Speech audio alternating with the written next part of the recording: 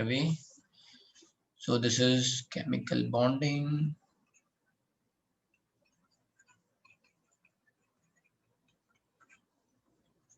Lecture number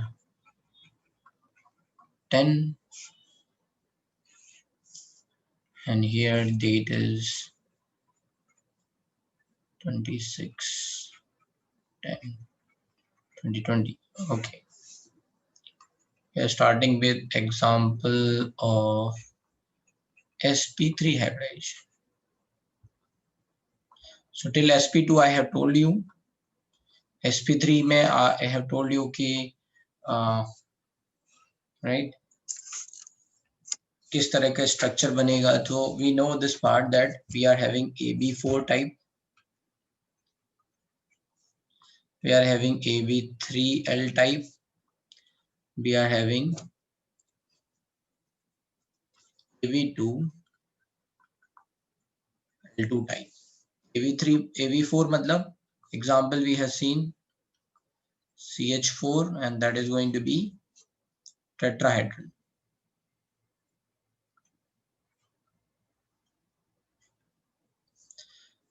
This is NH3 या फिर H3O plus type, going to be pyramidal.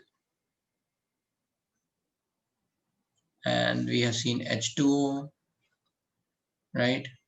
This is like H2O, it is going to be, या फिर let's say we can say Cl2O, है ना, ऐसा कुछ भी.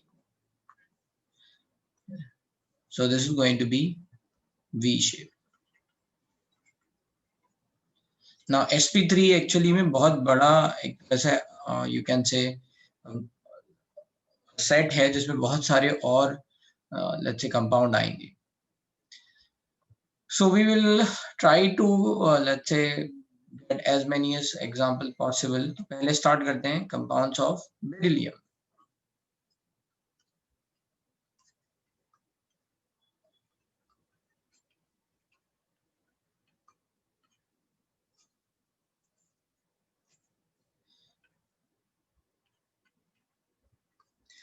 Compounds of beryllium में क्या है? We have seen examples, let's say BCl2 in solid. Similarly, BH2 in solid. Similarly, BF4 minus 2 minus. So all these are, let's say, compounds are sp3 hybridized. कहते हैं कैसे?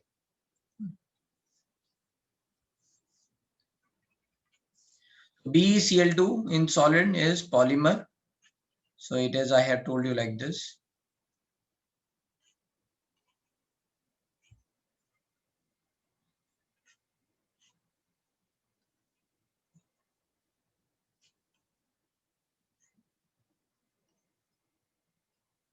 So it is going to be continuously like this.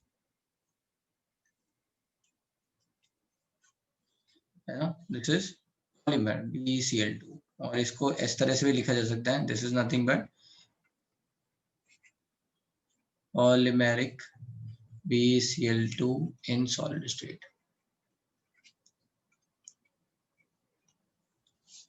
ठीक है. दूसरा अगर हम बात कर रहे हैं BH2 की, BH2 is also polymeric. इसमें क्या होगा ऐसे BH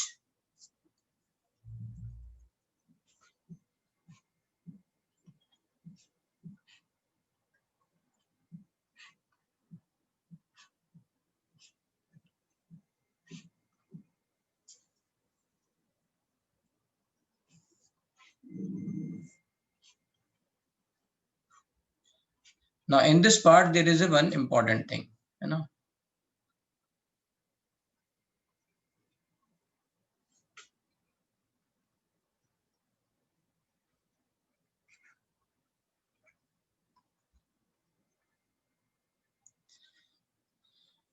So this BH2 and this BeCl2 इनमें एक डिफरेंस है. क्लोरीन के पास, chlorine over here is electron rich. Chlorine over here is electron rich and that's why it can donate electrons, right? ये यहाँ पे coordinate कर सकता है. But hydrogen is not electron rich. ठीक है, हाइड्रोजन तो इलेक्ट्रॉन रिच है नहीं. एक minute,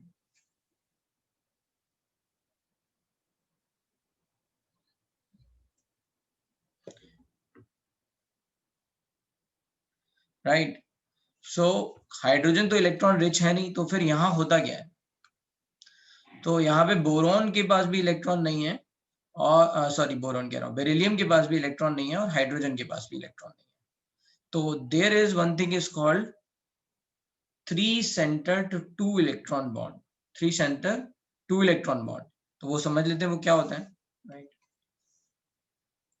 let's say so beryllium के पास लेट्स से 2 इलेक्ट्रॉन है, वो ये रहे let's say, okay.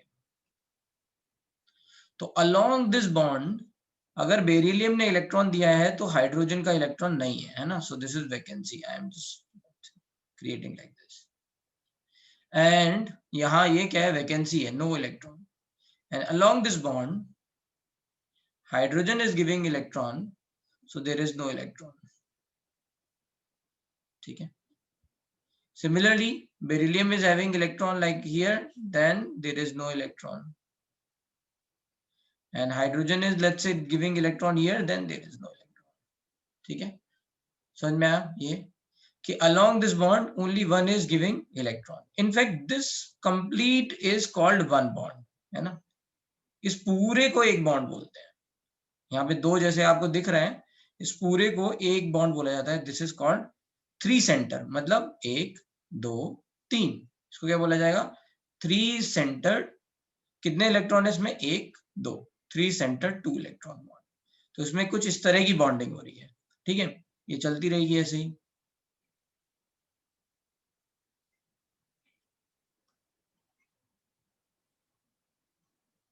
Like this. क्योंकि हाइड्रोजन के पास भी 1 इलेक्ट्रॉन है, ऐसे ही चलता रहेगा। तो यहाँ पे हम थोड़ा सा लिख लेते हैं, दैट इज 3 सेंटर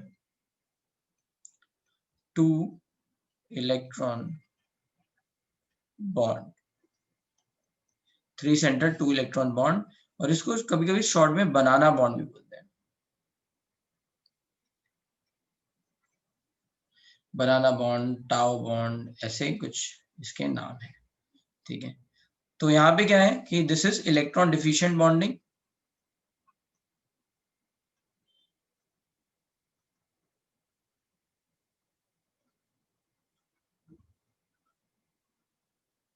ठीक है।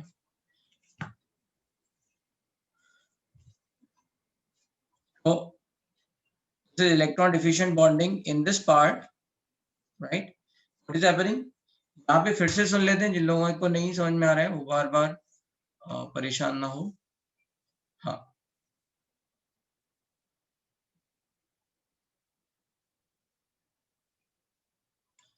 तो what is happening here? Beryllium is having 2 electrons, hydrogen is having 1 electron, तो दोनों ही इलेक्ट्रॉन डिफिशिएंट हैं। तो यहाँ हो क्या रहा है, they are coming to let's say one mutual, you can say let's say understanding कि यार ठीक है, 2 इलेक्ट्रॉन जो ये बॉन्ड बनता है वो आपको पता है, 2 बॉन्ड्स 2 इलेक्ट्रॉन से बनता है। तो बट यहाँ पे क्या हो रहा है, this bond is having only 1 electron, similarly this bond is having only 1 electron. तो बेरिलियम के पास 2 इलेक्ट्रॉन यहाँ हो गए, 2 वैकेंसी इधर है। हाइड्रोजन के पास एक ही इलेक्ट्रॉन है, 1 इलेक्ट्रॉन यहाँ हो गया, 1 वैकेंसी इधर हो गया, ऐसे अल्टरनेट चलता रहेगा। सिर्फ बेरिलियम के पास 2 इलेक्ट्रॉन यहाँ हो गए, फिर ये 2 वैकेंसी आ गई, यहाँ वैकेंसी है तो यहाँ इलेक्ट्रॉन, यहाँ इलेक्ट्रॉन है तो यहाँ vacancy, like this it is going to happen. Now, if you are going to see closely, then this beryllium, hydrogen, beryllium, these are 3 center, and in between them there are 2 electrons. So this is called 3 center 2 electron or bond, और बनाना bond. बनाना bond क्यों बोलते हैं, क्योंकि electron cloud का shape ऐसा है। So this is going to be like this, है ना। ये कैसे दिखेगा, ऐसा दिखेगा, काइंड ऑफ ए बनाना, है ना। ये ऐसा दिखेगा, right. So over here this is bore, ये 3 सेंटर 2 इलेक्ट्रॉन बॉन्ड का मतलब क्या है, बेरिलियम हाइड्रोजन बेरिलियम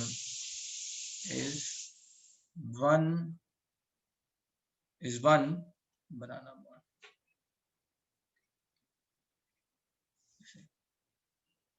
कहाँ कहाँ ऑब्जर्व होता है ये, है ना, will be observed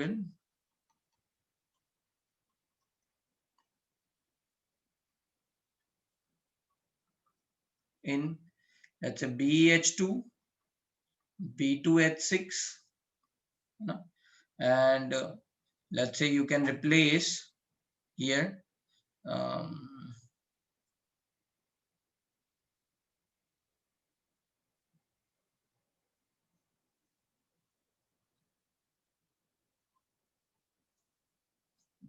B2H2 CH3 whole 4 like that, etc.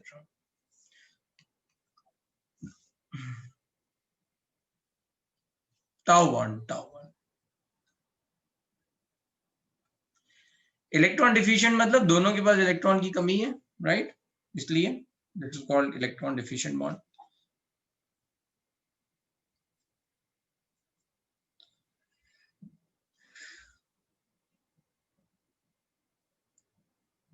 तो ऐसा कुछ होगा, राइट, ओवर हियर. एंड यहाँ पे बी केयरफुल, है ना, दो the structure of BCl2 solid and Al2Cl6 look same, but 3 center 2 electron bonding does not exist.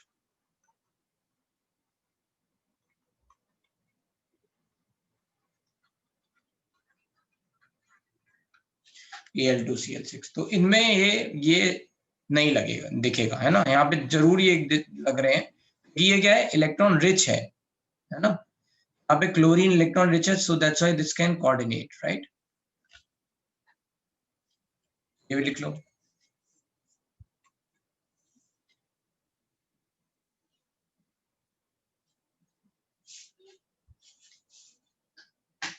Why they cannot be stable? Octet complete नहीं है. ऑक्टेट तो BeCl2 गैस में भी नहीं होता है.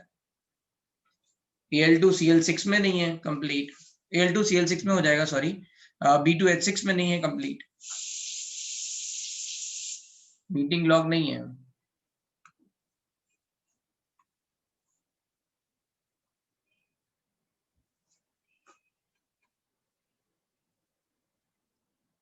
हाइब्रिडाइजेशन क्या होगा, कितना, किस तरह से बॉन्ड बन रहे हैं, फोर बन रही है इधर डायरेक्शन में, एक इधर एक इधर एक इधर, 4.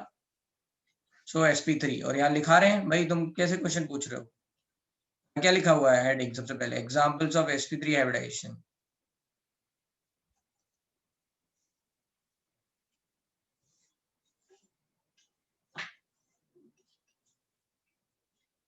ठीक है, इसमें कोई डाउट, लिख लो जल्दी से फास्ट. आई डोंट वांट कि फिर ऊपर करो नीचे करो, फास्ट.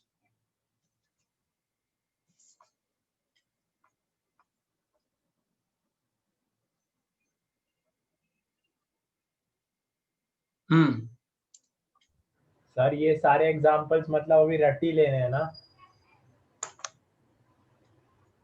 सर? एक्चुअली लिखाया इसलिए जा रहा है ताकि जब आगे कभी आएंगे तो बार बार रेफरेंस मिलता रहेगा. अगर अभी नहीं बताएंगे तो आगे भी कभी ना कभी तो करना ही है याद. Yes sir, correct. है ना. अब आप कहो कि हम तो देखेंगे, जाएंगे ही नहीं इस गली, नहीं तो सर, अगर इस गली में जाना नहीं है तो कोई बात नहीं है फिर, राइट. आगे भी आएंगे यही सब. अभी इसलिए बता दे रहे हैं, अभी हमारे ये जो जो मैं अभी करा रहा हूँ ना, ये sp2 sp3 के एग्जांपल, ये मुझे कराने की कोई जरूरत नहीं है अभी, अगर मुझे केमिकल बॉन्डिंग खत्म करना है तो. ठीक है, क्योंकि मैंने हाइब्रिडाइजेशन तो सिखा दिया ना तुम्हें. Yes sir. है ना. अब मैं आगे चलूं फिर, लेकिन what why I am telling you, so that you can correlate. जितना देख लोगे उतना धीरे धीरे समझ जाओगे. यस सर, समझा. है ना. और बाकी ये सब मॉलिक्यूल्स तो हैं और उनके स्ट्रक्चर भी हैं. Sorry sir. चल, नहीं कोई बात नहीं है, वो मुझे पता है कि कई लोगों को ये बातें नहीं समझ में आ रही होंगी, लेकिन ठीक है, ये ऐसा होता है, अब क्या करें, हमारे हाथ में नहीं है कुछ. ठीक है, चलो नेक्स्ट लिख लिया ये.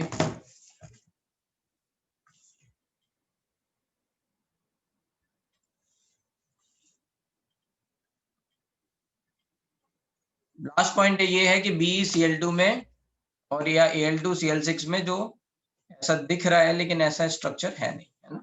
आप बताया ये, this is not 3 centre 2 electron bond, यहाँ पे इलेक्ट्रॉन डिफिशिएंट बॉन्डिंग हो नहीं रही है.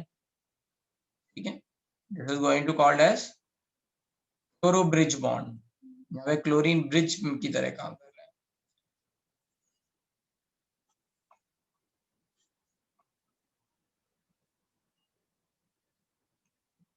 इलेक्ट्रॉन शेयरिंग देख लो यहाँ पे कैसे दिख रहा है, एक इलेक्ट्रॉन यहाँ पे, यहाँ वैकेंसी, फिर इलेक्ट्रॉन, फिर वैकेंसी, फिर इलेक्ट्रॉन, फिर वैकेंसी, फिर इलेक्ट्रॉन, फिर वैकेंसी, मतलब हर बॉन्ड में एक ही इलेक्ट्रॉन है। बस आप बनाते जाओगे आपको आ जाएगा। ये तो हो गए compounds of beryllium. Now next is compounds of boron.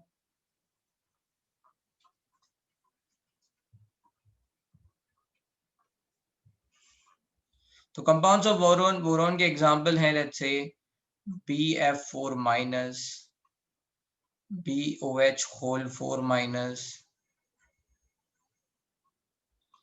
and let's say we are going to say NH3 BF3 adduct,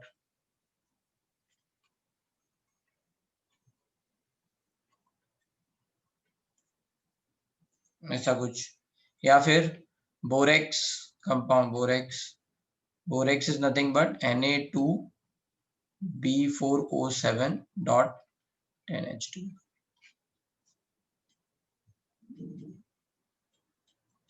ठीक है,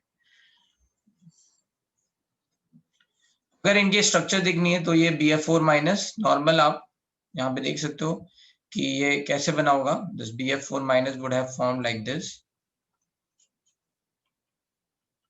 BF3 plus F minus, right? So here BF3 is nothing but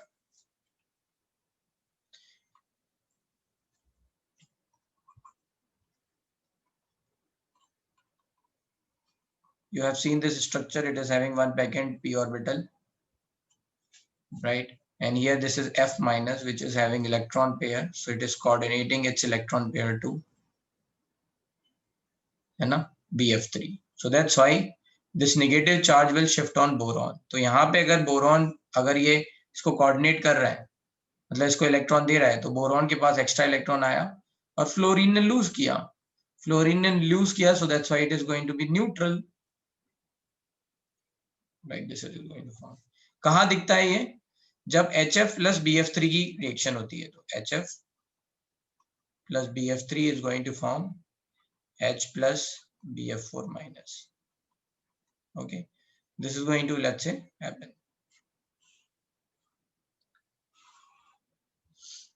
ठीक है, तो ये structure दिख गया। यहाँ पे आपको चार्ट समझ में आया, F minus, right? Because it is coordinating electron to boron, boron is getting excess electron. ठीक है, so this is going to be tetrahedral, है ना, sp3। सुशील क्या हो गया बेटा आपको? कहाँ है, हाथ उठाओ जरा।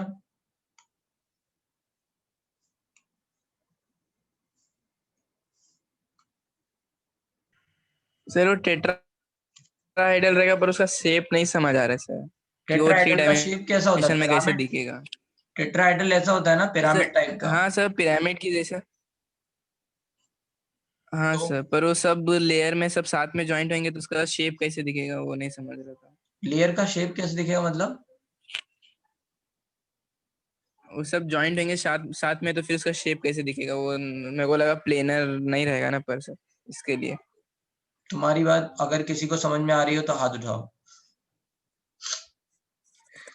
नो सर, वही मैं बोल रहा 3 डायमेंशनल में कैसे दिखेगा वो नहीं समझ रहा था इसके लिए।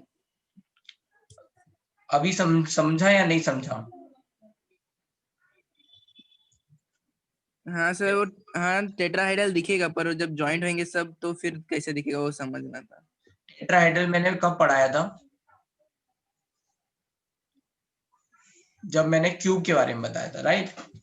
याद है? बिल्कुल हाइब्रिडाइजेशन के टाइम पे। हाँ सर, करेक्ट। तो मैंने बोला था कि उसमें क्यूब में हाँ कैसा सर, होता है, समझ गए, पिरामिडल रहेगा। अरे रुको भाई, रुको।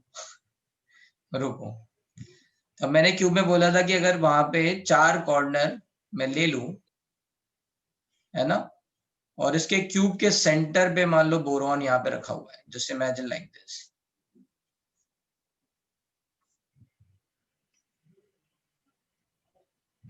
अब इसको घुमा दो तो ये है, समझ में आ रहा है? अब ये है स्ट्रक्चर।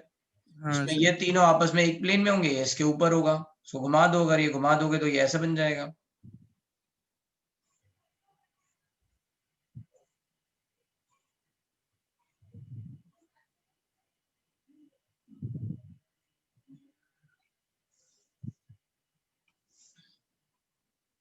हाँ सर। ठीक है, ये ऐसा बन जाएगा, राइट। हाँ सर। अब यहाँ पे बीच में मान लो बोरॉन है, एक फ्लोरीन इधर है, एक फ्लोरीन इधर है, एक फ्लोरीन इधर है, एक पीछे होगा जो यहाँ मैंने ये बनाया था, राइट। एक फ्लोरीन इधर है, ये तीनों एक प्लेन में है, उसके ऊपर ये वाला फ्लोरीन है, दिख गया। हाँ सर। सर मैं इसके पहले का पूछ रहा था, वो बेरिलियम उसका बनाना बॉन्ड का, उसमें भी सेम ही वो ऐसे ही सब आएगा, जॉइंट है इसके उसमें लिए। उसमें भी सेम ऐसे ही हाँ आएगा भाई, इसमें भी सेम ऐसे ही आएगा, है ना। सर, वो बस वो कंटिन्यू होते जाएगा। बस ये कंटिन्यू होता जाएगा। इसको एक और चीज हाँ सर, बोलते वही हैं। पूछ रहा अच्छा, जैसे मान लो मीथेन का स्ट्रक्चर है, ठीक है, मीथेन का स्ट्रक्चर टेट्राहेड्रल है, सबको पता ही बात, राइट, था। H4, हाँ सर। है ना। एक मिनट,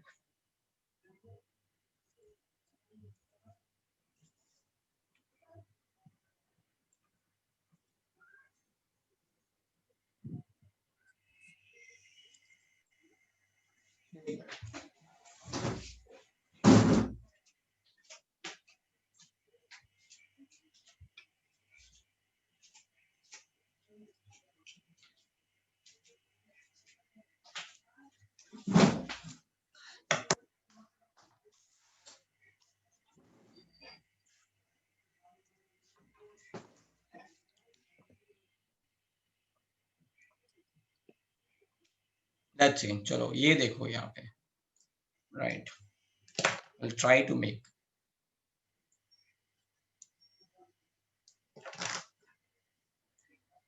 ये है आपका टेट्राहेड्रल, ठीक है, हाँ सर। ओके। अब अगर मान लो इस टेट्राहेड्रल को मैं ऐसे रोटेट कर दूं, जस्ट फॉर अंडरस्टैंडिंग, या कैसे भी रोटेट कर लो, या फिर ऐसे ही समझो, ठीक है, इनमें ये दो एक प्लेन में है, ये वाले दो, ये और ये, इन दोनों हाँ लाइंस को सर। लेके एक प्लेन बना सकते हो। हाँ। तो ये देखो, एक ये क्या हो रहा है, बाहर की तरफ आ रहा है, हाँ सर, और अंदर की तरफ है जा ना? रहे हैं। और ये पीछे की तरफ जा रहा है, आपसे दूर जा रहा है, ये आपकी तरफ आ रहा है। हाँ sir. So sir B whenever F. this is what we have drawn over here, है ना। तो यहाँ पे क्या हाँ होगा, सर, BF4- समझा था सर मैं, बस अरे मैं वो इसकी ही जो बात बता कंटिन्यू रहा हूँ होता भाई, था, वो बनाना बॉन्ड का, वो समझ रहा मैं वही बता रहा हूँ, सुनोगे। था। हाँ सर। हाँ, अब देखो, यहाँ हम 2 डायमेंशन में बना रहे हैं, मान लो ये दोनों प्लेन, ये दोनों बॉन्ड इन द प्लेन है, मतलब जो आपका बोर्ड है उसी के प्लेन में है।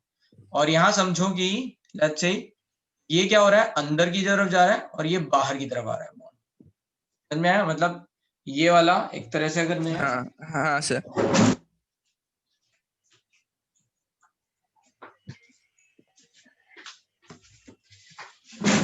लेट्स से अगर मैं इसको, है ना, ये दोनों बॉन्ड को, इन दोनों बॉन्ड्स को, है ना, ये दो बॉन्ड है, इन दोनों बॉन्ड को, ये तो अंदर बाहर जा रहे हैं, इसको एक मैंने ऐसे प्लेन में, है ना, ले लिया, right, this is one plane, let's say book, वो इधर वाला प्लेन है। और ये वाले जो दोनों बॉन्ड होंगे वो किस तरह से होंगे, इस प्लेन में, समझ में आया। हाँ सर। हाँ, अब ऐसे ही चलता रहेगा। अब ये वाला, जब ये वाले बोरॉन बेरिलियम की बात आएगी तो फिर ऐसा फिर चलता रहेगा, ये दो बॉन्ड इस प्लेन में, फिर दो इस तरह चलता रहेगा, समझ में आया। हाँ सर, सर समझा, अब समझा सर। ओके, किसी को थैंक कोई यू सर। दिक्कत, कोई और दिक्कत।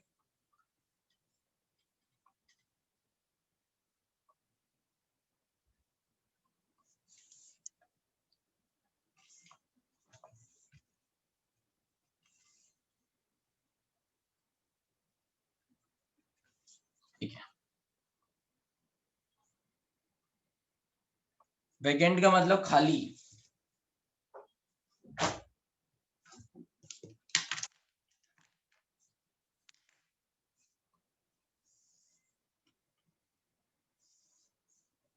ठीक है। चलो अब चलते हैं आगे, राइट, जल्दी से लिख लो फास्ट।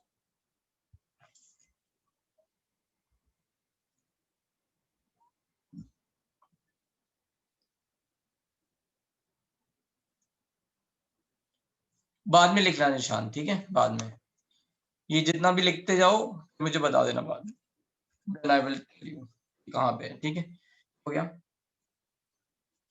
बोरॉन, बोरेक्स, तो ये ऐसे ही BF4 जैसे माइनस बनाया वैसे ही BOH होल 4 माइनस बनता है। How this is going to form, यहाँ पे एक इंपॉर्टेंट बात है, this is called second S3BO3, it is called orthoboric acid, या फिर कभी कभी बोरिक एसिड भी लिखते हैं, so it is same.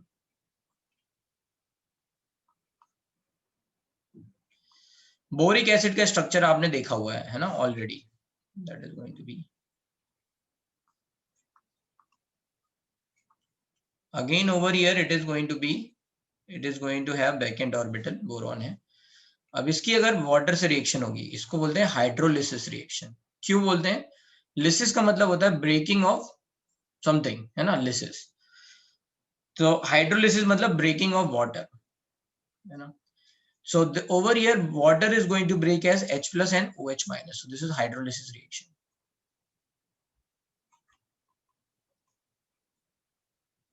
And then it is going to give H plus plus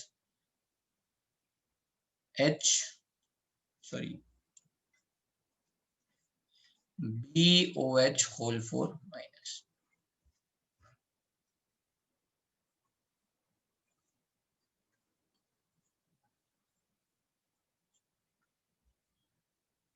So over here, what is going to happen? Similarly, OH minus would have given the electron to, है ना, इसमें क्या होगा, इसने अपने OH minus ने electron जो है वो बोरॉन को कोऑर्डिनेट किया होगी। So that's how it is going to form like this. समझ में आया? अब इसमें एक बहुत इंपॉर्टेंट बात ये है ना, जिन लोगों का छूटता जा रहा है वो पहले या तो फास्ट लिखें और, है ना, बाद में बताना मुझे, बीच में ब्रेक होता रहता है, आप कहते हो ऊपर जाओ नीचे जाओ, है ना। सो ट्राई टू राइट, मैंने यहाँ पे बोला है कि H3BO3 H2O के साथ रिएक्ट करके इसको बोलते हैं हाइड्रोलिसिस रिएक्शन, ठीक है। And then it is going to give H plus, और ये हाइड्रोलिसिस मतलब ब्रेकिंग ऑफ वाटर, तो ये OH माइनस देगा। So that's how this is going to form. अब इसमें एक बहुत इंपॉर्टेंट बात है, नोट कि boric acid is monobasic acid as it gives H plus ion through hydrolysis reaction,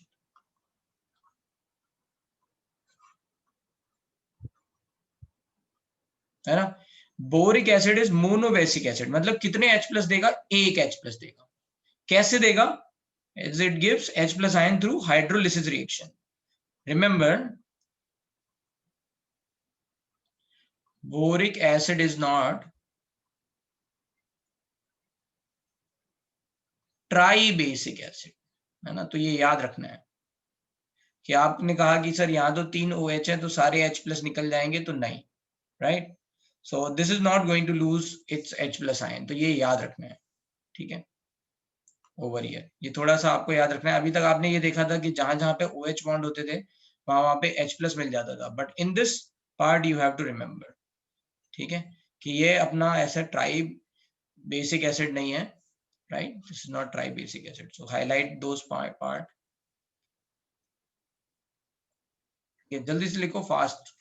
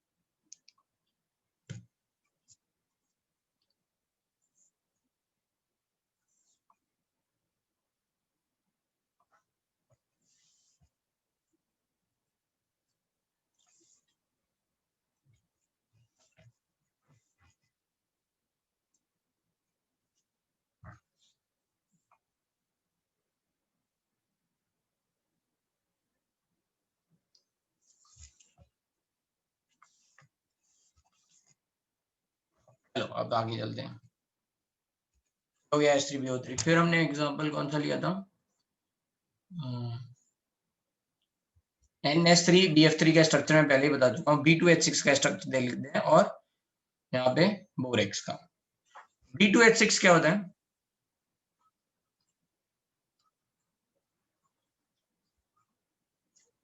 ठीक है, तो बोलते हैं डाइबोरेन, ये डाइमर है।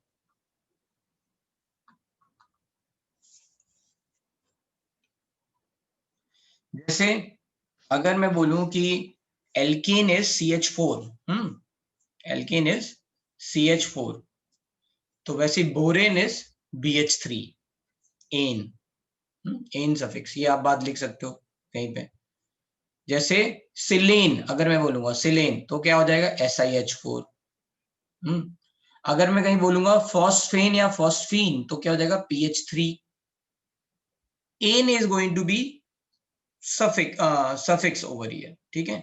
तो BH3 बोरेन, SiH4 सिलेन, PH3 फॉस्फेन, और ये कॉमनली फॉस्फीन बोलते हैं उसको, बट फॉस्फेन है ना, आर्सेन, AsH3, ठीक है। तो यहाँ पे क्या होगा AsH3, बट एनीवे इसको बोल रहे हैं डाइबोरेन, तो ये सब आपने लिख लिया कहीं पे, है ना। BH3 बोरेन, है ना, SiH4 सिलेन, एन आ रहा है सब में, याद रखना, राइट। PH3 फॉस्फेन और फॉस्फीन, AsH3 आर्सेन, आर्सेनिक से। ऐसे स्टिबेन अगर कहीं लिखा होगा तो एंटीमनी आ जाएगा, ठीक है।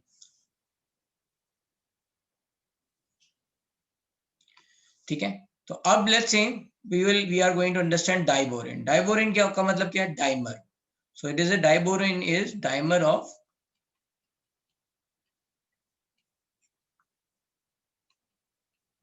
BH3, तो हमने डबल कर दिया इसको, ठीक है, तो इसका नाम आ गया डाइबोरेन, ओके।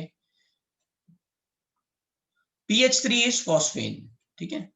एन का मतलब क्या है, हाइड्राइड्स ऑफ दीज कंपाउंड, ठीक है। आप देख लो बैलेंसी अपने हिसाब से कितनी आएगी, जैसे सिलिकॉन की कितनी आएगी, 4 आएगी, है ना। फॉस्फोरस की 3 आ रही है तो फॉस्फेन हो गया, है ना, या फॉस्फीन, उसको फॉस्फीन भी बोलते हैं ऐसे।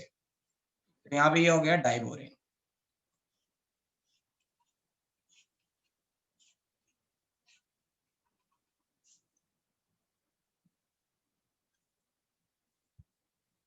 नाउ अब हम चलते हैं इसमें स्ट्रक्चर पे। ये स्ट्रक्चर भी काफी काफी इंपॉर्टेंट है। Boron, boron is going to be, हम आगे भी पढ़ेंगे इसको, इस स्ट्रक्चर को।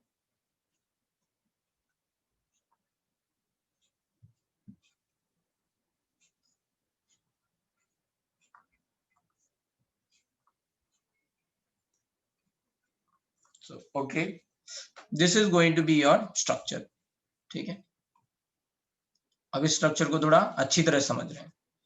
बोरॉन के पास है 3 इलेक्ट्रॉन, तो 3 इलेक्ट्रॉन कैसे हैं, 1 2 3, तो यहाँ पे क्या हो गया वैकेंसी, ऐसे यहाँ पे 1 2 over here, this is going to be electron, और यहाँ पे वैकेंसी। हाइड्रोजन के पास एक ही इलेक्ट्रॉन है, तो 1 इलेक्ट्रॉन यहाँ पे, यहाँ वैकेंसी, 1 इलेक्ट्रॉन यहाँ पे, यहाँ वैकेंसी, ठीक है। तो ये जो बॉन्ड है, 4 बॉन्ड, ये नॉर्मल बॉन्ड है, ठीक है, इनमें कोई प्रॉब्लम नहीं है। बट यहाँ पे ये जो 2 बॉन्ड है, those are going to be 3 centre 2 electron bond. तो यहाँ पे क्या हो जाएगा, इसको इस तरह से भी बोलते हैं 4 2 सेंटर 2 इलेक्ट्रॉन बॉन्ड, ठीक है। ये 1 2 3 4, ये कितने हैं 4 2 सेंटर 2 इलेक्ट्रॉन बॉन्ड, ठीक है। फिर 2 जो है that is 2 3 centre 2 electron bond, ठीक है। तो यहाँ ये 4 नहीं है, ये पूरा कंप्लीट एक बॉन्ड है, ठीक है। Be careful in that part, right. तो यहाँ पे 2 के क्या हो गए आपके 3 सेंटर 2 इलेक्ट्रॉन बॉन्ड, 4 क्या है 2 सेंटर 2 इलेक्ट्रॉन बॉन्ड। इनका हाइब्रिडाइजेशन क्या है, hybridisation of boron, boron is sp3 hybridise, hence, है ना। अच्छा, ये जो 4 हैं, राइट, तो यहाँ पे ऐसे समझो इसको, let's say this is inside, ये ऐसा अंदर की तरफ जा रहा है, मान लो लेट्स से डैश में मैं ड्रॉ कर रहा हूँ, ये बाहर की तरफ आ रहा है ऐसा हाइड्रोजन, फिर ऐसे ही है बोरॉन के साथ ये है, ये बाहर है और ये 2। तो आप यहाँ पे ध्यान से ये समझ सकते हो बात कि ये 4 एक प्लेन में है ना। तो all 6 hydrogen are not going to be in one plane. क्या होगा, इनको बोलते हैं टर्मिनल हाइड्रोजन, है ना, और इसको बोलते हैं ब्रिजिंग हाइड्रोजन, है ना, ये बीच में ब्रिज बना रहा है। So this is nothing but terminal hydrogen and this is nothing but bridging hydrogen. So we can write 4 terminal hydrogen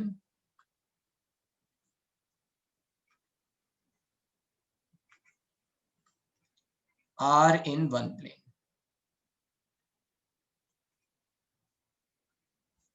And 2 bridging hydrogen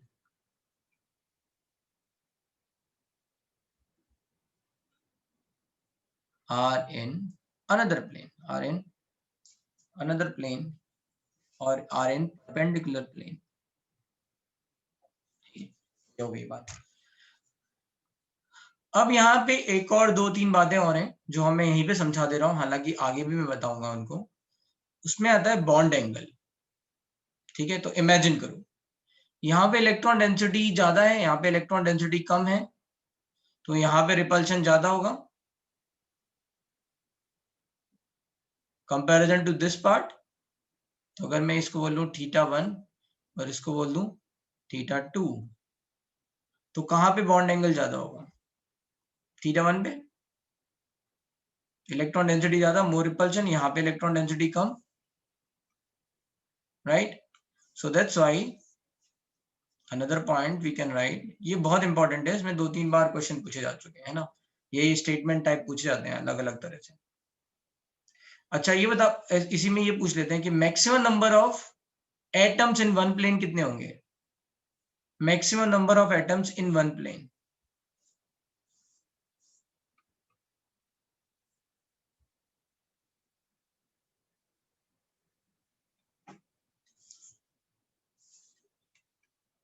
Anyone able to?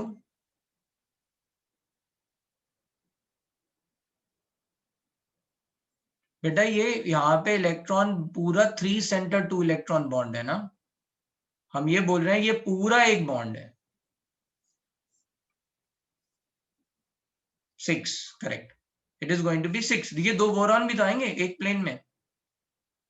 So maximum number of let's say elements in one plane is going to be 6। तो अगर हमें ये लिखना हो तो ये भी लिख सकते हैं, maximum 6 atoms are in one plane, ठीक है। अब समझते हैं यहाँ पे वी आर टॉकिंग अबाउट θ1।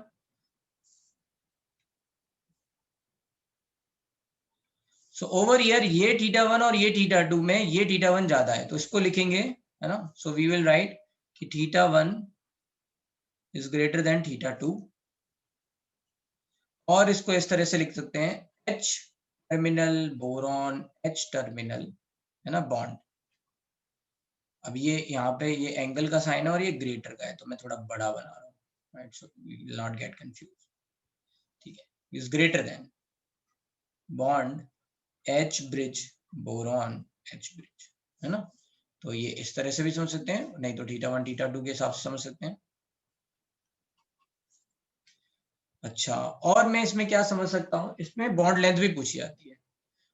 अब यहाँ पे देख लो, बॉन्ड लेंथ का आइडिया होता है ये है कि what you have to remember कि bond length is inversely proportional to bond order या फिर इफेक्टिव ओवरलैपिंग, है ना। जैसे मान लो अगर मैं बात करूं कार्बन सिंगल बॉन्ड की, कार्बन की, तो ये बॉन्ड आगे आगे बताऊंगा मैं, 1.54 एंगस्ट्रॉम होता है, ठीक है। लेकिन अगर मैं बात करने लग जाऊं डबल बॉन्ड की, then it is somewhere 1.33 angstrom. इसका मतलब क्या हुआ कि जब एक और इलेक्ट्रॉन यहाँ पे ओवरलैप कर रहा है तो और एक्सटेंट ऑफ ओवरलैप बढ़ गया, है ना। So that's why they are come closer. अब इफेक्टिवली यहाँ पे देखो, यहाँ पे बॉन्ड ऑर्डर 1 है और यहाँ पे बॉन्ड ऑर्डर 1 से थोड़ा कम ही होगा ना, क्योंकि एक आधा इलेक्ट्रॉन ही तो है, मतलब सॉरी एक इलेक्ट्रॉन तो है. So bond order is going to be less over here. Bond order less तो बॉन्ड लेंथ मोर. तो अगर मैंने यहाँ पे इसको लिखा x और इसको लिखा y, ठीक है, other point about bond length.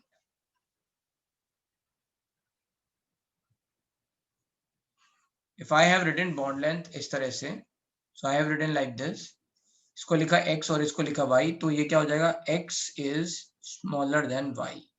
और यहाँ पे याद रखना है bond length is inversely proportional to bond order. ठीक है, तो ये बात आपको समझ में आ गई होगी. अगर इसमें से कोई बात नहीं आई है समझ में, then ask.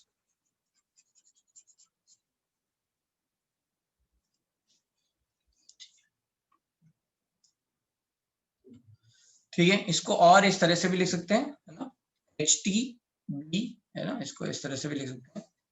You can write like this, कि hence, or we can write HTB bond is going to be smaller than HBB bond.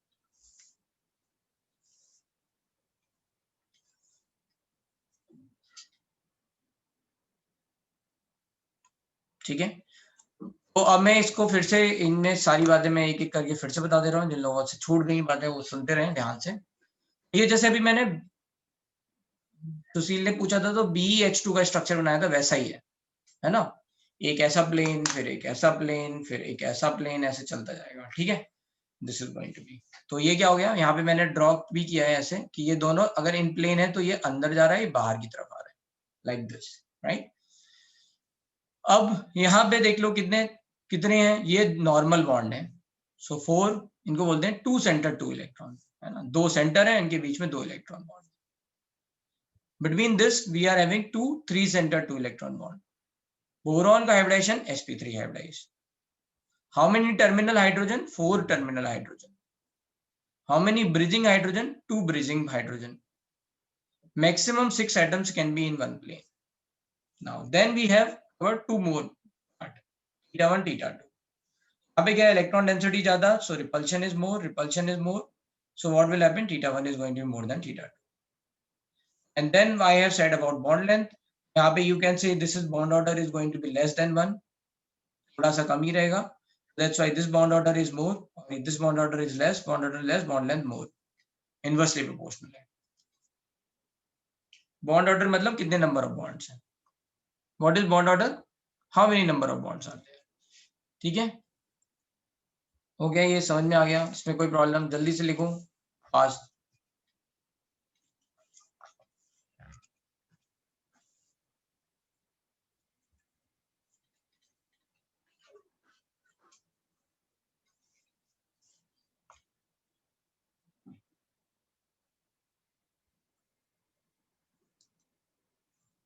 दो बोरॉन भी आएंगे ना.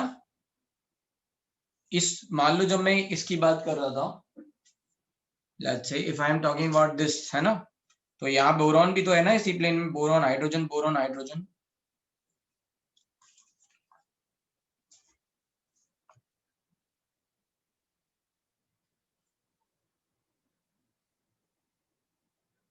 अनुष्का, मैंने क्या बोला आपको, मेरे पास ऑप्शन है. I will not tell you anything right now. अगर आप चाहो तो, है ना, बताता ही नहीं है ये सब बातें. बंद कर देता हूँ बताना, है ना. आप बार बार क्यों परेशान हो रहे हो. मैं नहीं बताऊंगा तो उससे ये थोड़ी ना है कि चीजें खत्म हो जाएंगी. जितनी बार देखोगे उतनी बार सीखोगे, इसलिए बता रहे हैं. ये इस पे एक भी क्वेश्चन नहीं है बुकलेट में, ठीक है, अभी आगे है.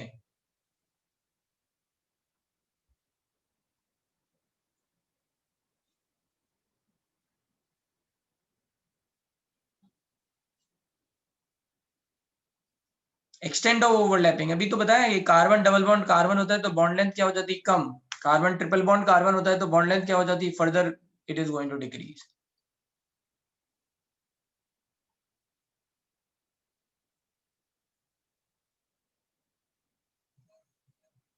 ये डैश है, कट नहीं है, ये डैश.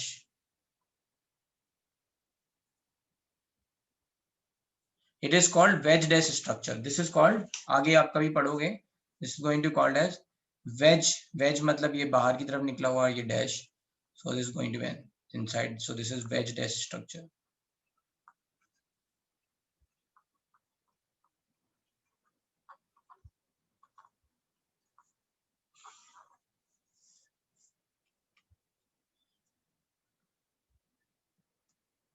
हाथ उठाओ, क्या नहीं समझा, हाथ उठाओ.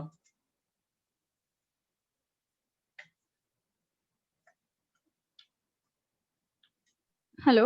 हाँ, हाँ सर, वो उसके पीछे का रीजन नहीं समझा. एक्चुअली क्या है, जब एक्सटेंट ऑफ ओवरलैपिंग बढ़ती, आपको क्या दिख रहा है, आपको केवल 2 एटम दिख रहे हैं बस, है ना. ये कार्बन एटम है, एक कार्बन एटम है, और इन दोनों के बीच के न्यूक्लियस की डिस्टेंस आपको दिख रही है बस. हाँ. है ना. अब अगर मान लो कहीं पे ये न्यूक्लियस की डिस्टेंस कम हो गई तो आप क्या बोलोगे? कम हो गई मतलब बॉन्ड ऑर्डर बढ़ गया. हम बोलेंगे कि इफेक्टिव ओवरलैपिंग बढ़ गई. पहले मान लो इतनी हो रही थी, हो सकता है अब ज्यादा हो रही हो, है ना. मतलब हाँ. है ना, हो सकता है अब ज्यादा हो रही हो, राइट. तो इसलिए इफेक्टिव ओवरलैपिंग बढ़ गई. इफेक्टिव ओवरलैपिंग को टर्म दिया गया बॉन्ड ऑर्डर से, है ना, कि ओके. कितनी इफेक्टिव ओवरलैपिंग है, और उसका रिलेशन किससे है, स्ट्रक्चर से भी है. ठीक है, जो हमने अभी हाइब्रिडेशन वाला कॉन्सेप्ट बताया. सो वी सेड कि यहाँ पे बॉन्ड ऑर्डर बढ़ गया.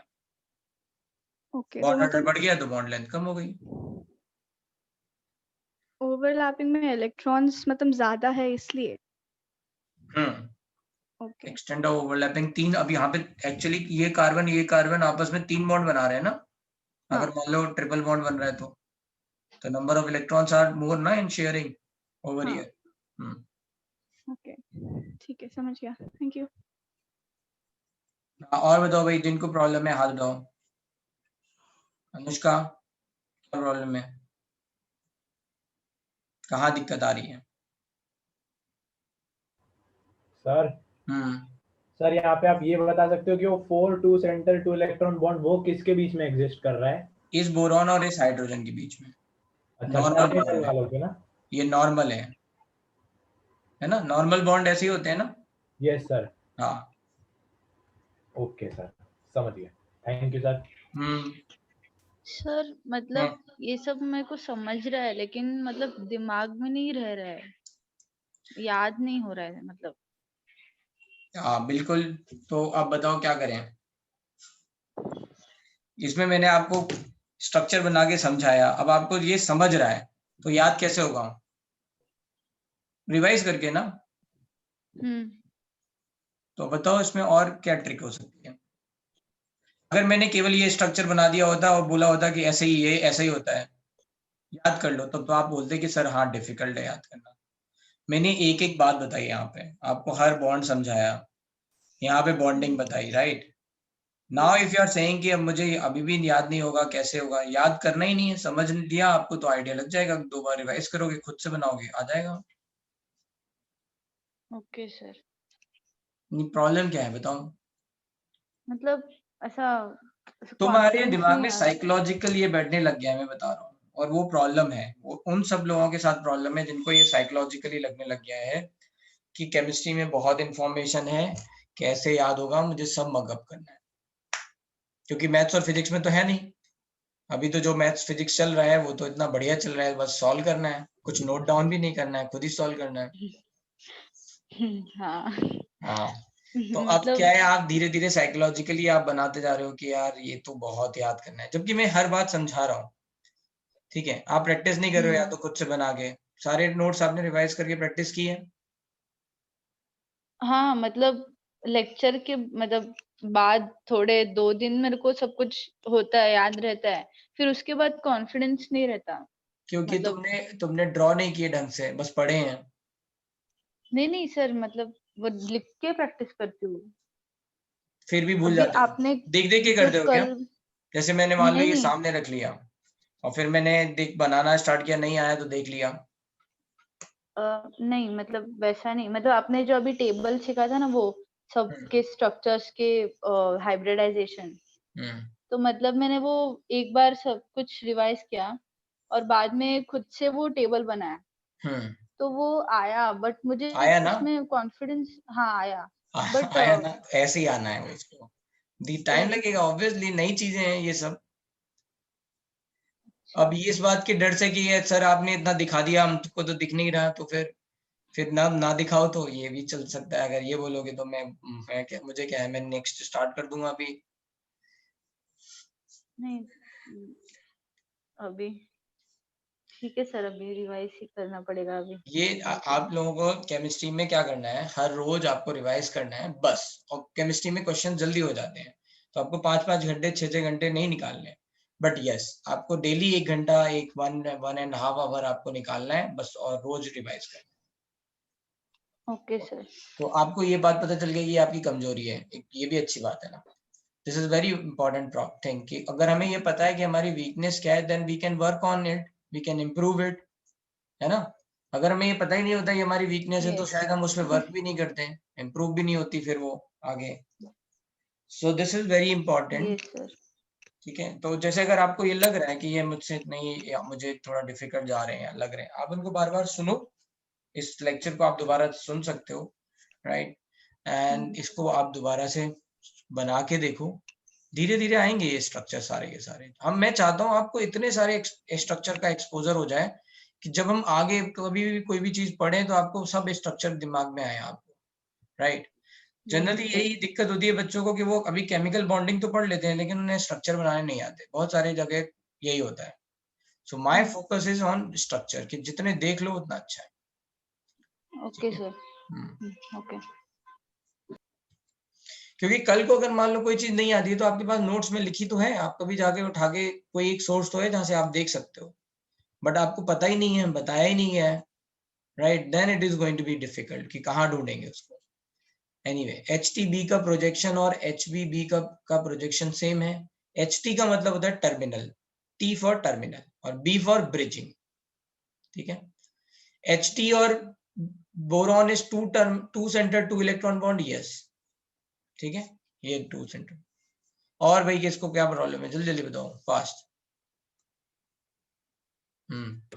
Hello sir. हाँ सर मैं एक सजेशन दूं जिन लोगों को भी अगर रिवीजन वगैरह में प्रॉब्लम है तो।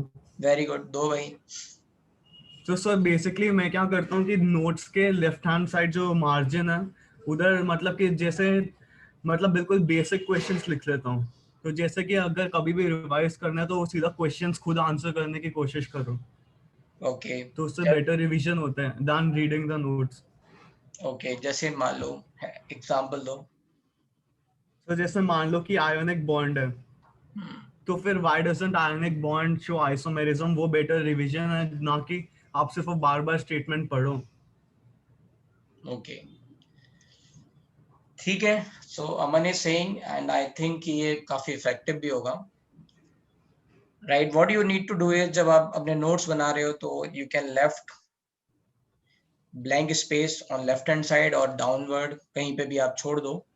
एंड तो अमन इज सेइंग कि वो लेफ्ट हैंड साइड में छोड़ रहा है, बट आप चाहो तो वो नीचे भी छोड़ सकते हो हर पेज के, और उस पे आप अपने अपने जो भी उस पेज में जो इम्पोर्टेंट क्वेश्चन लग रहे हैं या समरी लग रही है, you can write by yourself, ठीक है। So it's a good suggestion, I also feel like this is you can do. और what you can do is, you can, मतलब मेरे हिसाब से एक काम और आप कर सकते हो, जब भी आप पढ़ रहे हो तो आप पहले पढ़ लो, फिर उसको खुद से समराइज करो, ठीक है। और उस समराइज करने के लिए आप चाहे तो अलग बुकलेट बना लो, या फिर लेफ्ट साइड में लिख लो, ऐसा ऐसे समराइज करो कि आप देख नहीं रहे हो। सी, जैसे मैं एक एग्जांपल देता हूँ, कि जैसे अगर मैं आपको भी बोलूं कि मैं आपको कहीं घुमाने ले जाऊं, let's say new place where you don't know anything, then obviously पहले दिन, या फिर जैसे आप कभी अपनी मेमोरी में भी ट्रैक डाउन कर सकते हो कि जब आप कहीं नई जगह गए थे तो कौन सा रास्ता था, आपको कुछ पता नहीं था। लेकिन अगर आप वहां पे 6-7 दिन रुक गए, है ना, because you went through all those path again and again, आपको याद हो गया कि किस साइड क्या है ना, होटल में कहाँ पे कौन सी चीज है, जिम कहाँ पे है ना, स्विमिंग पूल कहाँ पे है, या फिर बाहर भी, है ना, किस तरह से बाहर निकलेंगे, मार्केट किधर आएगा, all that you can recollect, ठीक है। This happens to everyone, so that means more revisions are going to give you better idea, पहली बात. And at least 3 revisions are important. जितने लोग एक रिवीजन करते हैं या 2 रिवीजन करते हैं, वो आप उसको रिलेट कर सकते हो ना अपनी मेमोरी से. अगर आप कहीं एक जगह जाओ, बस मैंने आपको यहाँ दिखा दिया कि चलो मान लो नई सिटी में गए, मैंने बताया देखो यहाँ पे ये वाला मार्केट है, यहाँ ये वाला मार्केट है, आपको कुछ याद नहीं रहेगा. आपको बस थोड़े बहुत हाइलाइट्स याद रहेंगे कि अच्छा इस मार्केट में ये वाली शॉप थी. मान लो कोई बड़ा अच्छा सा रेस्टोरेंट है जहाँ आपने खाना खाया था, तो वो याद रहेगा बस, है ना. आपको ये याद नहीं रहेगा वहां कैसे पहुंचे थे. And this is exactly happen when I am teaching you. जो मैं पहली बार पढ़ा रहा हूँ ना, तो आपको केवल और केवल लाइन्स याद रहती हैं कुछ, कि हाँ B2H6 के बारे में कुछ बताया था, राइट, सर ने, या फिर ये 3 सेंटर 2 इलेक्ट्रॉन बॉन्ड बताया था. आपको उसके अंदर की इंफॉर्मेशन याद नहीं रहेगी पहली बार में, ठीक है. अब आपको क्या करना है, आपको बार बार पढ़ना पड़ेगा, रिवाइज करना पड़ेगा. मेरी आवाज आ रही है सभी को?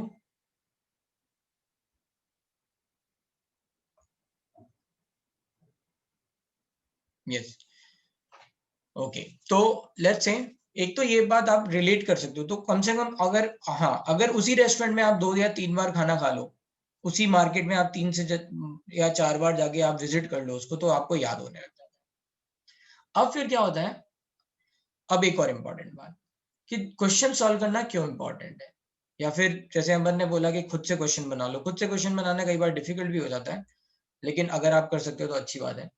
क्वेश्चन सॉल्व करना क्यों इम्पोर्टेंट है, कि जैसे अगर मैं आपको बोलूँ एक मॉल है ना, आप मॉल में गए, मान लो नए पहली बार गए, and I have told you कि यार ये वाली शॉप यहाँ पे है, यहाँ पे, यहाँ पे. आपने देखा लेकिन आप मूव ऑन हो गए, और मैं फिर आपको एकदम से पूछूं कि कहाँ पे है, तो आपको नहीं पता चलेगा, राइट. वो कहाँ पे, आप भूल जाओगे कि ये लेफ्ट में थी, राइट में थी, सेकंड फ्लोर पे थी, कहाँ पे थी.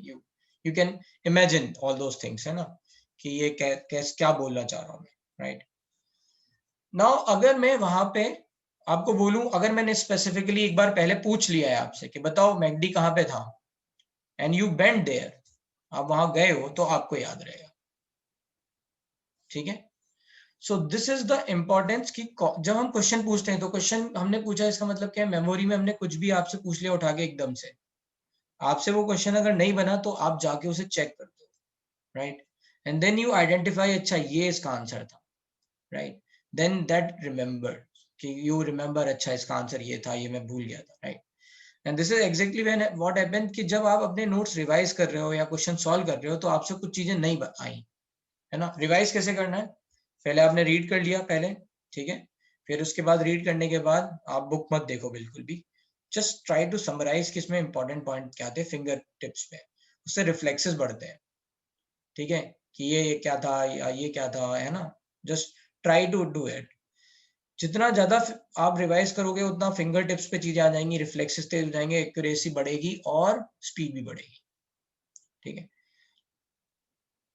तो ओके, जिन लोगों को आवाज नहीं आ रही है उनको मैं फिर से बोल रहा हूँ कि ट्राई टू पहले रीड करो जो भी चीजें, फिर उसके बाद उनको समराइज करो, कुछ पॉइंट्स खुद से लिखो, ठीक है, ये होता है, ये होता है. उससे क्या होगा कि आप you are revisiting the same thing and without anyone. जैसे एक तरह से ऐसा है कि जैसे कि मैं गाड़ी चला रहा हूँ और मैं तुम्हें बता रहा हूँ देखो गाड़ी ऐसे चलाई जाती है, और दूसरी तरफ ये जब आप खुद लिख रहे हो ना, then you are driving by yourself. तो जब आप खुद ड्राइव कर रहे हो तो आपको ज्यादा आइडिया लगता है, अच्छा ये ऐसे होगा, ये ऐसे होगा, right. And that is what exactly happens जब आप समराइज कर रहे हो खुद से. जैसे आपने पढ़ लिया, लिखा हुआ पढ़ा, है ना, तब तक तो आपको ऑलरेडी इन्फॉर्मेशन पता है, देन यू नो ओके, अच्छा हाँ ऐसा ऐसा होता है. This is exactly same thing happens when जब आपको कुछ नहीं आता है और आप उसका मैथ्स में सॉल्यूशन देख रहे होते हो, तो आपको लगता है हाँ हाँ आ गया, लेकिन जब आप दोबारा से उसको सॉल्व करने बैठते हो ना, तो आप अटक जाते हो बीच बीच में. सो दिस इज द इम्पोर्टेंट, खुद से आप बार बार उसको लिखने की कोशिश करो, ठीक है, रिवाइज करो फिर लिखो, right.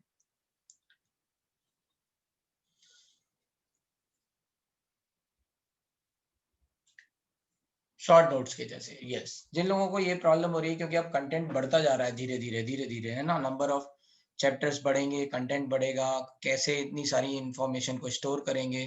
And for those I am saying this is the most important thing, कि आपको ये गांठ बांध लेनी है. पहले तो 3 रिवीजन आपके अगर नहीं हो रहे हैं, तो आप समझ लो कि इफेक्टिव रिवीजन नहीं हो रहा है, आप भूलोगे ही भूलोगे. Minimum 3 revision are required.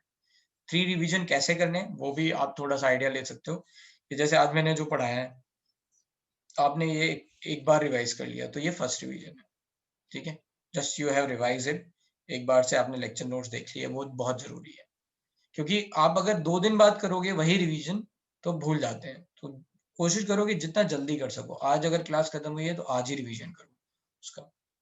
फिर उसके बाद उससे रिलेटेड जो क्वेश्चंस, यस वॉल में आप स्टिकर बना के स्टिक कर सकते हो, सो दैट अगर जितनी बार आपकी निगाह जाए, जितनी वो एक तरह से ऐसा ही है ना, जितनी बार देखोगे उतना ज्यादा रिकॉल होगा, right. You can do all those things, है ना। कुछ बातें आप अलग से लिख सकते हो। Anyway what I am trying to say is, हाँ रुक जाओ। So what I am saying कि पहला रिवीजन तो ये हो गया। इसके बाद आपने जो भी होमवर्क किया, या फिर कई बार ऐसा होता है कि हम थोड़े दिनों बाद होमवर्क देते हैं, तो वहां पे एक रिवीजन हुआ, आपने होमवर्क किया, आपसे क्वेश्चन नहीं बने, then always try to find कि उसके आंसर क्या थे, राइट। मतलब ये बहुत जरूरी है। कई लोग सोचते हैं कि नहीं आया तो कोई बात नहीं, ठीक है, या आंसर डायरेक्टली देख लिया। आंसर देखना नहीं, आंसर खोजना है, ठीक है। आंसर देख के याद नहीं रहते। और जब आप ढूंढोगे ना, जाके खुद से ढूंढोगे कि कहाँ लिखा था, क्या था, right, then it is going to stick. तो ये सेकंड रिवीजन, राइट, ये आपका सेकंड रिवीजन है। फिर आप कोशिश करो जब भी आपका वीकेंड वगैरह है तो उसको समराइज कर सको। एक जिस दिन भी आपको, जैसे मान लो अभी आपका संडे कुछ कुछ रहता है, एग्जाम वगैरह रहता है, लेकिन सैटरडे शायद फ्री रहता है ना। तो सैटरडे फिक्स कर लो कि यार इस दिन मुझे पूरा रिवाइज करना है, पूरे दिन में, पूरे वीक में क्या क्या हुआ था, राइट। 2-2 3-3 घंटे के टाइम लो, पूरा वीक में जो भी पढ़ाया गया उसको रिवाइज करो। तो all these things you have to do, मतलब उसको एकोमोडेट करना है इस तरह से कि आपको 3 रिवीजन एक वीक में हो जाए। फिर उसके बाद जब आपका वीकली टेस्ट आएगा, या फिर जब आपका क्यूमुलेटिव टेस्ट आएगा, तब 2 रिवीजन और हो जाएंगे, तो 5 रिवीजन हो गए। 4-5 रिवीजन इज सफिशिएंटली गुड, ठीक है। तो most of the people are doing 1 और 2 रिवीजन, है ना, जो लेक्चर नोट्स पढ़ते हैं कई लोग, और उन लेक्चर नोट्स को, अच्छा लेक्चर नोट्स को पढ़ के समराइज करना है, ठीक है। तो डू नॉट फॉरगेट दिस, कि आपने पढ़ लिया, फिर आपको खुद से चेक करना है ना, टेस्ट करना है कि आपको सच में आया या नहीं आया, आप भूल गए। तो जब आप फिंगर टिप्स पे ऐसे सोचोगे ना कि अगर B2H6 के स्ट्रक्चर में सर ने ये बताया था, ये बताया था, ये बताया था, राइट, तो वो कंप्लीट आपका फर्स्ट रिवीजन होगा। फिर आप उसको सॉल्व करोगे, तो कई लोग यही 2 काम करते हैं, वो भी इफेक्टिवली नहीं करते हैं, तीसरा वाला तो होता ही नहीं है। और फिर एकदम जब टेस्ट आता है तब होता है। तो ऑब्वियसली ये 2 रिवीजन के कारण इतना इफेक्टिवली पक्का नहीं होता वो कॉन्सेप्ट। तो फिर क्या होता है, धीरे धीरे वीक होने लग जाता है। तो जब आपका क्यूमुलेटिव टेस्ट आता है, तब तक आप फिर बहुत कुछ भूल चुके होते हैं, ठीक है। तो ट्राई टू डू दिस, ये बहुत इंपॉर्टेंट है, इसकी एक हैबिट भी बनाओ कि ये करना ही करना है। जिन लोगों ने इतना कर लिया है ना, राइट, जिन लोगों ने भी इतना कर लिया है, आई डोंट थिंक कि उनको प्रॉब्लम आ रही है या उनके मार्क्स नहीं आ रहे हैं। This time who got the maximum marks हमारी तरफ से, सेंटर से, जिसको सबसे हाईएस्ट मार्क्स आए इस वाले टेस्ट में? Aditya Pandey. Okay Aditya, what is your thoughts on this? What you do? What is your strategy? Hello. हाँ हाँ सर, पहले तो जितना क्लास में होता है पहले उतना कंप्लीट करता हूँ, होमवर्क कंप्लीट करता हूँ, और रात में सोने से पहले आई लाइक रिवाइज तीनों सब्जेक्ट में जो जो पढ़ाया गया उनको रिवाइज करता हूँ रात में सोने से पहले। it's kind of summarize na, you are summarizing, right? Yes. Okay, good. And हाँ, फिर वही प्रैक्टिस, क्वेश्चन प्रैक्टिस वगैरह वही होता है। okay, how many marks you got? 223 Okay, out of 240। okay, very good, very good. ठीक है, anyone got more than that? जिसके 223 से ज्यादा है? क्योंकि कल्याण और बानपाड़ा 2 सेंटर है ना अलग अलग। So I don't know कि आप कहाँ से हो Aditya? You are in which? Manpada. Okay, ठीक है। ठीक है, तो जिन लोगों को भी जैसे ये, राइट, ओके, वेरी गुड। तो जिन लोगों को भी ये बातें आपको लग रही हैं कि, है ना, कि मैं ही केवल बोल रहा हूँ, आई जस्ट वांट टू से कि देखो जो लोग अच्छा कर रहे हैं उनके साथ भी है ना। अच्छा, एक पोल ले लेते हैं, कितने लोग, है ना, रेगुलरली पढ़ पा रहे हैं, है ना, और जो मैं बोल रहा हूँ उसमें से कुछ पार्ट वो लोग कर पा रहे हैं, है ना। ऑनेस्ट रहना है, ये नहीं कुछ भी बोल देना है ना। दे फील लाइक कि वो जो कर रहे हैं उसके कारण उनको अच्छा रिजल्ट मिल रहा है, means they are satisfied with their own action. मैं उनकी बात नहीं कर रहा हूँ जो ये कह रहे हैं कि हम बहुत पढ़ रहे हैं और उनके नंबर नहीं आ रहे हैं। तो जिनके नंबर नहीं आ रहे हैं, बहुत पढ़ रहे हैं, वो नो लिखना है। जो ये कह रहे हैं कि हम पढ़ रहे हैं अच्छी तरह से और हमें उसका रिजल्ट मिल रहा है, वी आर सेटिस्फाइड और हमें ये पता है हम और अच्छा कर सकते हैं, that they have to write yes. Okay, let's सी।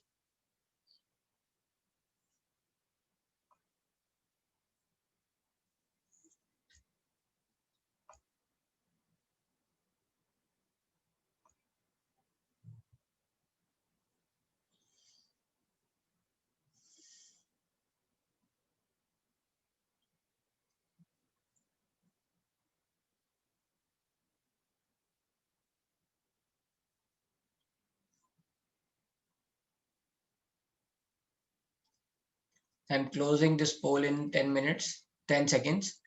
जल्दी से जिन लोगों ने कर दिया है वो, okay.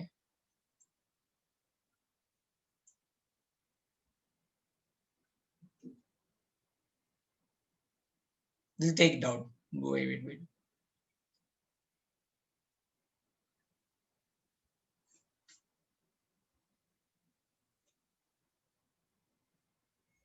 Okay, chalo, that's it। So these are the results, means 51 students are saying कि they are happy with their performance, they are working hard। मतलब उनको अपने चाहे एफर्ट कम ही क्यों ना हो, लेकिन उन्हें एफर्ट दिख का रिजल्ट मिल रहा है। और बहुत सारे 64 मतलब 56% स्टूडेंट ऐसे हैं जो जिनको ये फील होता है कि हम जितना मेहनत कर रहे हैं उतना हमें रिजल्ट नहीं मिल रहा है। Now where what is the problem? ठीक है, क्या प्रॉब्लम हो सकती है? कोई बात नहीं ध्वनि, ओके। जिनको पोल नहीं मिला डोंट वरी, ठीक है, हो सकता है इंटरनेट का कुछ इशू रहा हो। तो what is the problem? Problem lies in all those steps only. ठीक है, आप ये बात समझ लो। जो सबसे पहली प्रॉब्लम है वो है कंसंट्रेशन इन क्लास। हो सकता है आपकी कंसंट्रेशन क्लास में नहीं हो because of n number of reasons. ठीक है, आई डोंट नो, कई बार होता है आपने ढंग से सुना ही नहीं।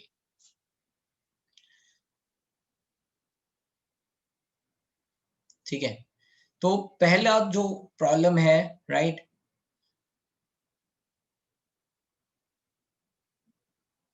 हाँ ठीक है, अभी मैं आता हूँ, सब पॉइंट्स पे आऊंगा। And what I am trying to say is कि प्रोसेस पे आप लोग ध्यान रखो, है ना, क्या प्रोसेस है। प्रोसेस अगर आपकी सही रहेगी ना, इफेक्टिव रहेगी, तो अपने आप होगा। क्योंकि देखो काफी लोगों को ऐसा हो रहा है, जिनके साथ नहीं हो रहा है उनको कहीं ना कहीं उनकी प्रोसेस में प्रॉब्लम है। या तो आपने क्लास ध्यान से नहीं सुनी, या फिर आपने रिवीजन जल्दी से कर दिया। कई लोग बहुत जल्दी कर देते हैं कि उन्होंने बस एक बार देखा, उनको लगा रिवीजन हो गया। आपको थॉरो रिवीजन करना, और जितना स्लो जाओगे, है ना, there is one thing is slow is smooth and smooth is fast, है ना, this is what you have to remember. जितना स्लो आप अभी जाओगे, जितना स्लोली आप फर्स्ट रिवीजन करोगे, है ना, उसमें हर चीज पढ़ोगे, समझोगे, देखोगे। मान लो 4 चीजें आपको नहीं समझ में आई, द क्यूरियोसिटी इज इम्पोर्टेंट, तो आपने इधर उधर सर्च किया, फिर उसके बाद उसका समराइज कर लिया, राइट, लिख लिया कहीं पे कि ये है मेरा, ऐसा ऐसा होता है, राइट। ठीक है, कई बार इन ये सारी चीजें करके ढूंढ ढूंढ के आप लोग खुद से अपने जो नोट्स बनाते हो ना, वो स्लो जा रहे हैं, बट वो बहुत इफेक्टिव होते हैं। And that is going to make you smooth, कि आपको पूरा कॉन्सेप्ट धीरे धीरे आसानी से समझ में आए। और फिर आपके जो रिफ्लेक्सेस होंगे, that is going to be fast. Why I am saying this, reflexes are very important. जब आपके 4 चैप्टर हो गए अभी, राइट, फिर एकदम एक टाइम आएगा जब आपके 30 चैप्टर्स हो जाएंगे केमिस्ट्री में, ऐसे ही फिजिक्स में और मैथ्स में। अब 100 चैप्टर्स हैं और आपको गियर चेंज कर करके जल्दी जल्दी आपको करना है। जितना ज्यादा रिफ्लेक्सेस अच्छे होंगे उतनी जल्दी चीजें आएंगी, है ना। और रिफ्लेक्सेस बनाने में टाइम लगता है। ठीक है, मतलब आप ये समझ लो कि 50% मार्क्स लाना डिफिकल्ट हो जाता है। अगर ये सारे काम नहीं हो रहे हैं तो ये इट इज डिफिकल्ट। और 50% से 1-1% बढ़ने में बहुत मेहनत लगती है।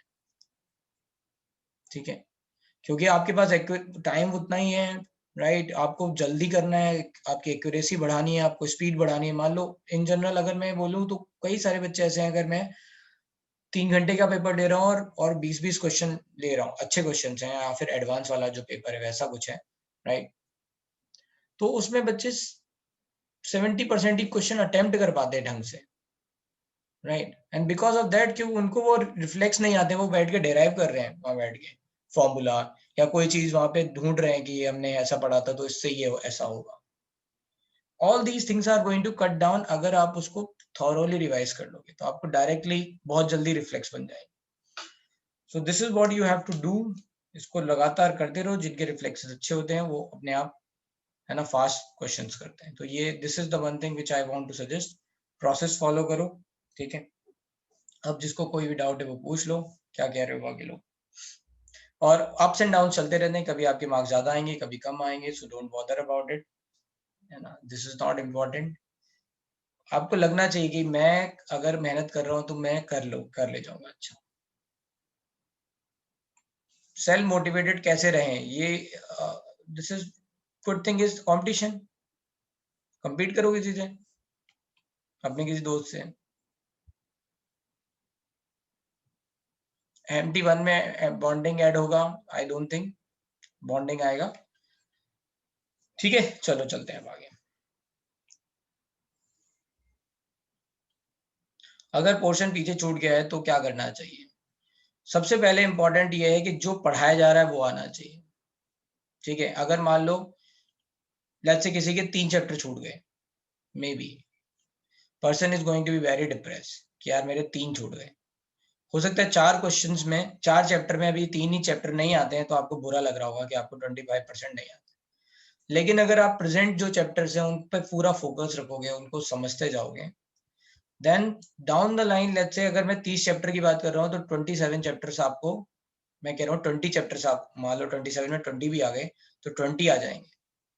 फिर हमारे पास बीच बीच में टाइम होता है, कई चैप्टर्स की बार बार रिवीजन होता है. जैसे ये पीरियोडिक टेबल है, पूरा पी ब्लॉक जब पढ़ाएंगे तब दोबारा आएगा. केमिकल बॉन्डिंग भी आएगा, ठीक है. 12th में आपका क्या कहते हैं एटॉमिक स्ट्रक्चर है, फिजिक्स में पढ़ाया जाता है, राइट. फिर से आएगा वो. अगर आपका मोल कॉन्सेप्ट है तो मोल कॉन्सेप्ट का काफी कुछ volumetric analysis, chemical equilibrium, ionic, इन सब में चलता रहता है, right. So this is going to come. कि ऐसा नहीं है कि आपका जो ये छूट गया है वो कभी दोबारा आएगा नहीं, इससे रिलेटेड कॉन्सेप्ट बार बार आएंगे. अगर आपकी थोड़ी भी अंडरस्टैंडिंग है तो वो आपको याद हो जाएगा दोबारा, मतलब फिर से रिवाइज हो जाएगा, ठीक है. So don't bother about it. First thing is जो चल रहा है वो अच्छा करना है, उसमें कोई कॉम्प्रोमाइज नहीं करना है. जो चल रहा है वो आपको अच्छी तरह से आ गया या नहीं आ गया, है ना. फिर उसके बाद आपको देखना है कि जब भी टाइम मिलेगा तो आपको करना है. एमटी टेस्ट और ये टेस्ट में क्या डिफरेंस होगा. ये टेस्ट थोड़ा सा, एमटी टेस्ट जो होते हैं वो थोड़े से इंपॉर्टेंट होते हैं, अच्छे क्वेश्चन आते हैं, डिफिकल्ट होते हैं. So that is the main thing. थोड़े से अच्छे क्वेश्चन आते हैं और पूरा आपको आइडिया लग जाएगा जब आप एमटी टेस्ट दोगे तो. एनीवे चलो,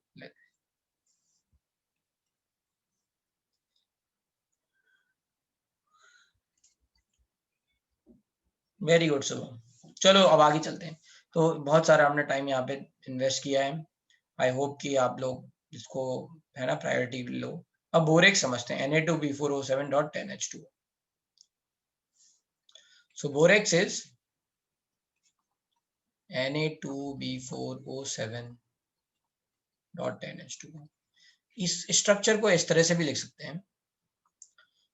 Na2B4OH4, ठीक है, .8H2. सो स्ट्रक्चर इज, इसका स्ट्रक्चर का सही फॉर्म ये है, ठीक है. B4O5 O5 और OH4, इसका मतलब क्या हो गया, ये 9 हो गए. तो हमने 2 ऑक्सीजन इधर से ले लिए. कितने हाइड्रोजन ले लिए, 4. तो बचे कितने, 8H2, like this. So this is the structure. इसमें आप ध्यान से देखो, बोरॉन, 4 बोरॉन ऐसे लिख लेते हैं, बहुत आसान है स्ट्रक्चर. हर बोरॉन के बीच में 2 ऑक्सीजन, 1 ऑक्सीजन डाल देते हैं हर 2 बोरॉन के बीच में, ठीक है. फिर 1 यहाँ पे डाल देते हैं. तो ये 5 ऑक्सीजन हो गए, है ना. 1 2 3 4 5. फिर बाकी सब में 1 OH.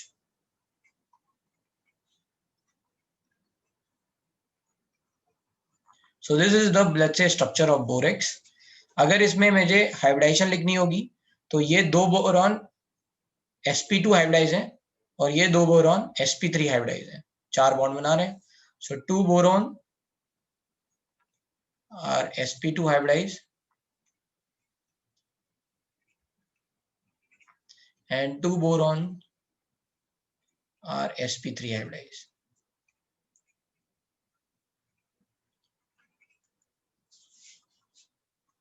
ठीक है, ये आप कर सकते हो. अब यहाँ पे देखो that is going to have negative charge, क्योंकि ये 4 बॉन्ड बना रहा है, तो कैसे होगा, एक इलेक्ट्रॉन बाहर से आ रहा होगा.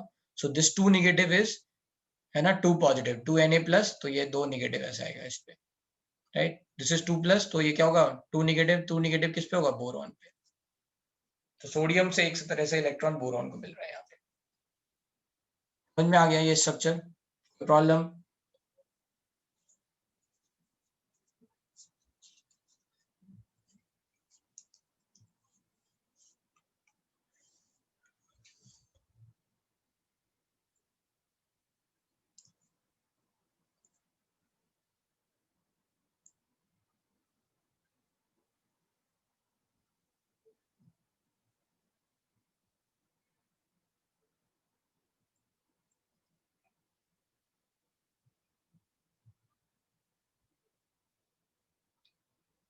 ओके, ये लिख लो भाई. मुझे एमटी इन सब के बारे में कुछ भी नहीं पता है. Ask administration. अगर पढ़ने में दिक्कत आ रही है तो पूछ लो,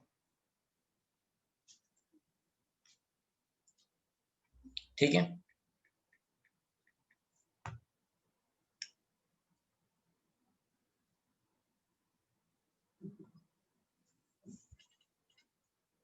okay, now next is let's say structure of diamond. हम कार्बन के कंपाउंड्स देखेंगे.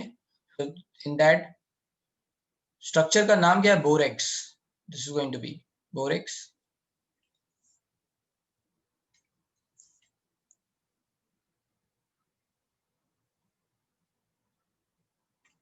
सो अब एग्जांपल्स ऑफ कार्बन है ना,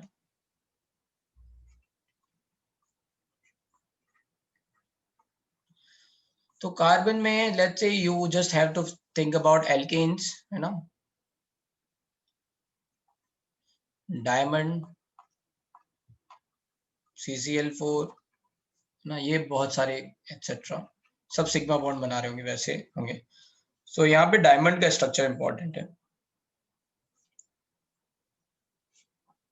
सो डायमंड का स्ट्रक्चर कैसा होता है, in diamond carbon is going to be, so diamond structure, all carbon are sp3 hybridized.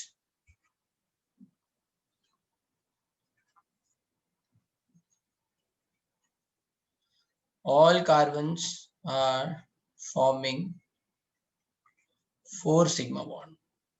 So that's how these are sp3 hybridized. It is ZNS type structure. ZNS type structure. इसका zinc sulphide type का structure होता है. Obviously भी आपको नहीं पता है ये स्ट्रक्चर कैसा होता है, राइट, बट ये याद रखना है, ZNS type structure. 1 unit cell contains 8 carbon atom.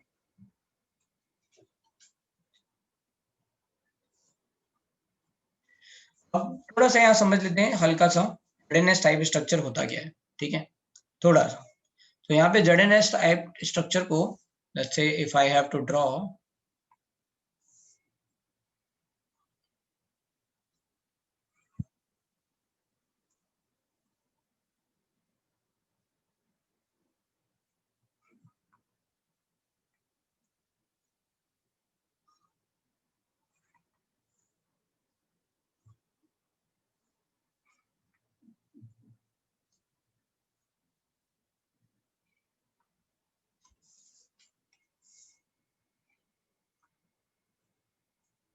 मान लो ये एक आपका क्यूब है, ठीक है. इसमें क्या होता है, ऐसे क्यूब लगातार चलते रहेंगे, ठीक है. So you might be considering कि सर ने ऐसा क्यूब क्यों बना दिया है. क्यूब इसलिए बना दिया है, राइट, ऐसे क्यूब लगातार आप ऐसे आगे बढ़ाते जाओ, है ना, इधर भी, इस डायरेक्शन में भी, डायमेंशनल.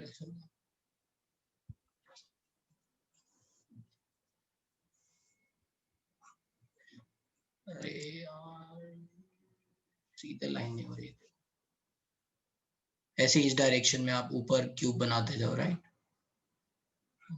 सिर्फ लगातार चलता रहेगा 3 डायमेंशन है ना, anyway like that.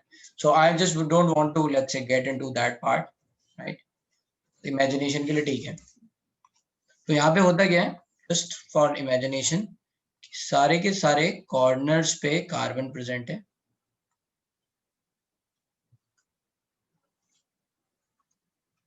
as well as इनके फेस सेंटर पे कार्बन प्रेजेंट है ना. एक क्यूब में 6 फेसेस हैं, तो इन सब पे कार्बन ऐसे प्रेजेंट है. इसके अलावा कार्बन कहाँ प्रेजेंट और है, इसके अलावा carbon is also present in just below the corner. तो यहाँ पे प्रेजेंट है, ऐसे ही यहाँ पे प्रेजेंट है, यहाँ पे प्रेजेंट है, यहाँ पे प्रेजेंट है. एनीवे आपको बनाना नहीं है, बस मैं समझा रहा हूँ. So this carbon is attached, every carbon is attached to 4 carbon. ऐसे every carbon is attached to 4 carbon. एक ऊपर होगा जो भी, राइट, ऊपर की तरफ आएगा, ऐसे जुड़ते जाएंगे, हर कार्बन ऐसा है. इस तरह का स्ट्रक्चर है, थोड़ा सा ड्रॉ करना डिफिकल्ट है. तो what you have to do is, आपको क्या याद रखना है, ZNS टाइप स्ट्रक्चर याद रखना है. 1 unit cell contains 8 carbon atoms, ये बात याद रखनी है. और अगर आपको समझना है, जबरदस्त समझने के लिए है ना, आप ऐसे समझ सकते हो कि हर कार्बन एटम दूसरे वाले कार्बन एटम से ऐसे जुड़ा हुआ है. ऑब्वियस सी बात है कि ये प्लेनर नहीं है ना, 2 कार्बन ऐसे, ये टेट्राहाइड्रल है, तो 2 कार्बन इन प्लेन होंगे, 2 कार्बन ऐसे चलता जाएगा. So this is going to be network solid से लगातार 3 डायमेंशनल है ये. हम यहाँ पे 2 डायमेंशन बना सकते हैं, इसलिए ऐसा दिख रहा है. तो हर कार्बन बाकी सारे कार्बन से है ना एक एक सिग्मा बॉन्ड बना रहा है. सो 3 डायमेंशन में अगर जाएंगे तो क्या होगा, लेयर बाय लेयर होगा. मतलब एक कार्बन है, राइट, वो एक ऊपर वाले कार्बन से जुड़ा है, 3 नीचे वाले कार्बन से जुड़ा है, राइट. फिर ऐसे ये वाला कार्बन है, ये भी ऐसे ही 3 कार्बन से जुड़ा हुआ है, फिर एक नीचे वाले से जुड़ा हुआ है, इसे चलता जाएगा, राइट. So that's how the structure is going to happen. Draw करना 3 डायमेंशनल थोड़ा सा डिफिकल्ट है, बस इतनी ही बातें याद रखनी है. और याद रख सकते हैं इसमें, हाँ, ये याद रख सकते हैं, carbon carbon sigma bond, carbon carbon bond length है ना, राइट, इज 1.54 एंगस्ट्रॉम. कुछ ये तो बातें हो गई सब स्ट्रक्चर से रिलेटेड डायमंड की. अब कुछ बातें, so this is covalent crystalline solid, or you can say network solid. Hence melting point is very high.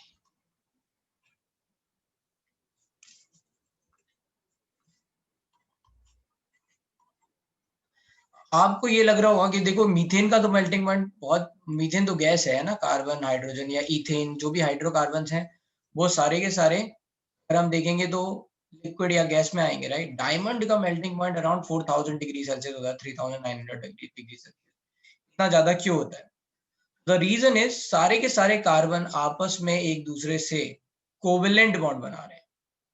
तो ये इनकी बॉन्ड एनर्जी क्या है, इनको तोड़ना डिफिकल्ट है. सो जब आप मेल्टिंग पॉइंट की बात करोगे तो इसका मतलब क्या हुआ, आपने इसको लिक्विड बनाया, तो you have to break certain number of bonds, तभी तो वो लिक्विड बनेगा, right. So this is going to be, let's say the reason कि इनमें मेल्टिंग पॉइंट ज्यादा होता है. तो जितने भी कोवेलेंट क्रिस्टलाइन सॉलिड या नेटवर्क सॉलिड होते हैं इनके मेल्टिंग पॉइंट हाई होते हैं. फिर next, diamond is poor conductor of electricity but good conductor of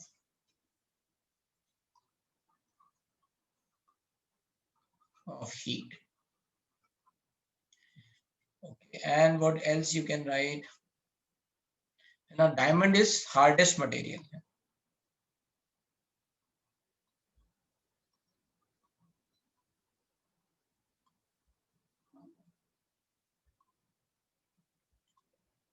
used to cut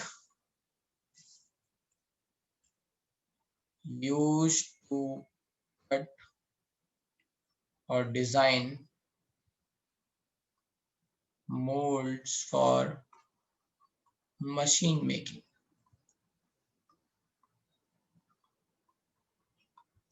तो कटिंग एजेंट की तरह इसको यूज करते हैं डायमंड को, राइट। जैसे मान लो कोई मशीन बनना है ना, डिफरेंट तरह का, उसका एक मोल्ड बनाते हैं पहले, केशी शेप का बनेगा, राइट। तो जो भी वो डिजाइनिंग होती है, जितना कटना है, कैसे होना है, वो सब डायमंड करता है।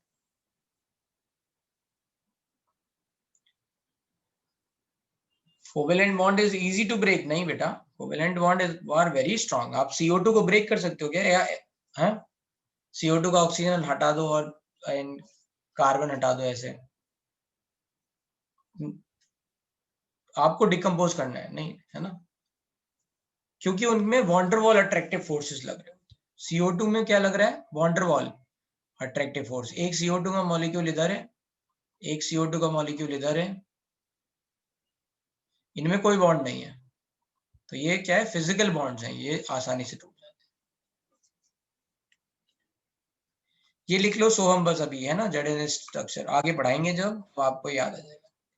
बस लिख लो, जो भी इंफॉर्मेशन यहाँ बताई गई है ZNS टाइप स्ट्रक्चर, समझा नहीं सकते उसको, के लिए आपको सॉलिड स्टेट पढ़ाना पड़ेगा, है ना। नहीं, ड्रिल मशीन में यूज नहीं करते हैं डायमंड, है ना। मशीन के मोल्ड बनाने में करते हैं ना, ड्रिल मशीन ड्रिल करने के लिए है हमारे पास, हमें लोहा काटने के लिए चाहिए, है ना, हमें हार्ड मेटल काटने के लिए चाहिए। ठीक है, ये तो हो गया डायमंड। इसके बाद आता है next, let's say compounds of silicon.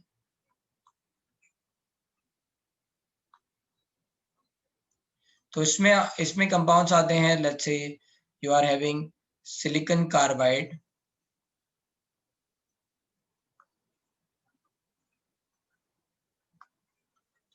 silicon carbide is also like, let's say it is similar to diamond like structure.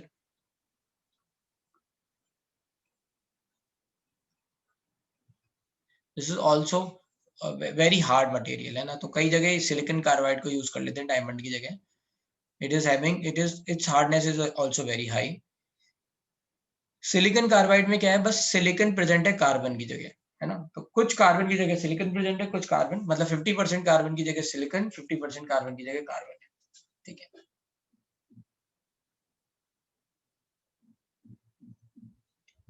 Diamond is hardest substance but it can cut other diamonds, how? तो obviously उसमें let's say strength testing होगी कि भाई कोई particular diamond के बीच में देख रहे हैं, then there is going to be some quality कि उन्होंने उस तरह से बनाया होगा, मॉडिफाई किया होगा। ग्लास कटिंग में डायमंड यूज होता है, यस, ग्लास कटिंग में भी होता है।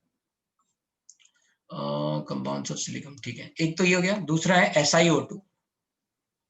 SiO2 इज कॉल्ड सिलिका और क्वार्ट्ज, से कुछ भी एटसेट्रा, इसके बहुत सारे नाम है SiO2। तो यहाँ पे याद ये रखना है, SiO2 is solid but CO2 is gas. Reason? Silica है ना, आप जितना भी, जैसे मान लो आप सैंड देख रहे हो, तो सैंड में क्या है, सिलिका ही तो है, right.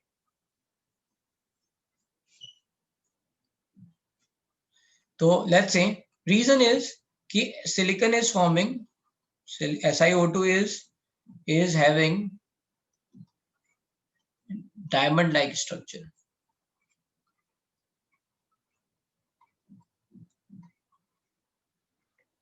where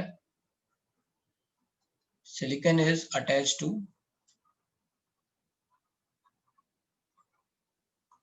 oxygen by sigma bond. Again इसको 3 डायमेंशन में बनाना थोड़ा सा डिफिकल्ट होगा, तो इट इज लाइक दिस कि मैं ऐसे 2 डायमेंशन में ही बना दे रहा हूँ। फिर ऐसे सिलिकॉन सिलिकॉन ऐसे चलता जाएगा, राइट.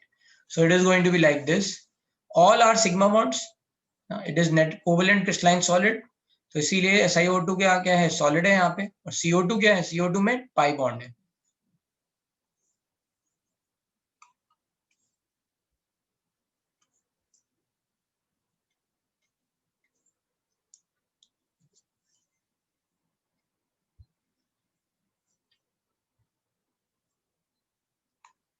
ठीक है, चलते हैं आगे.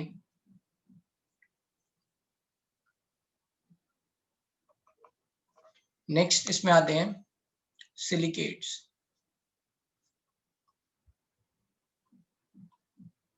तो सिलिकेट्स बहुत अलग अलग तरह के होते हैं. सिलिकेट्स इज लाइक सिलिका से हमने बताया था सिलिसिक एसिड है ना, तो उससे सिलिसिक एसिड्स के अगर हम लिखेंगे तो यहाँ पे एग्जांपल्स जैसे हो सकते हैं कि SiO4 4 minus, like this is going to be example SiO4 4 minus, and there is a whole range of, let's say, silicates, so we are going to study that, है ना. आगे जब हम कार्बन फैमिली बढ़ाएंगे तब बढ़ाएंगे. तो ये हो गए एग्जांपल सिलिकॉन के. अब चलते हैं आगे, एग्जांपल्स ऑफ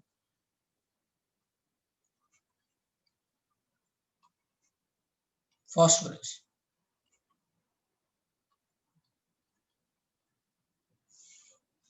तो उसमें याद रख लेना है all oxy acids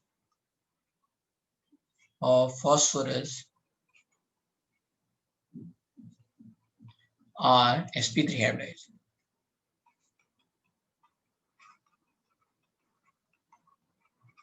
So that's an example we can write. Example we can write over here H3PO2, H3PO3, H3PO4, H4P2O7, H4P2O5, ऐसा H4P2O6, etc. Anything is going to be, ये जितने भी ऑक्सी एसिड्स हैं सारे के सारे है ना sp3 हाइब्रिडाइज्ड है. अब ये ऑक्सी एसिड हमने कहाँ पढ़े थे, नेमिंग में, है ना. हाइपोफॉस्फोरस, फॉस्फोरस, फॉस्फोरिक, फिर देन पायरोफॉस्फोरिक, है ना, पायरोफॉस्फोरस, एंड ये एक अलग होता है, इसको बोलते हैं hypophosphoric acid. So all these are going to be oxy acids of phosphorus. ये सब क्या है, sp3 हाइब्रिडाइज्ड है, पहले पढ़ चुके हैं. ठीक है, अगर इनके स्ट्रक्चर जल्दी से बनाने हैं तो फिर बना लेते हैं एक बार. It's going to be like this.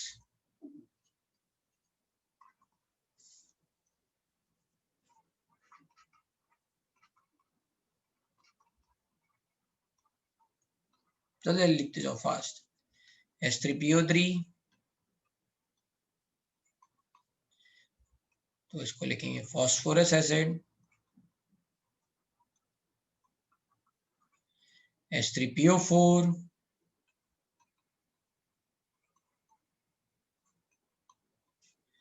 Phosphoric acid. ठीक है, ये बार बार हम इसलिए लिखा रहे हैं, फिर वही है कि आपको याद हो जाएगा, ये हम पहले पढ़ा चुके हैं हालांकि. फिर ऐसे ही H4P2O7 क्या हो जाएगा, डाइमर बना रहे हैं इसका, एक H2 निकाल के.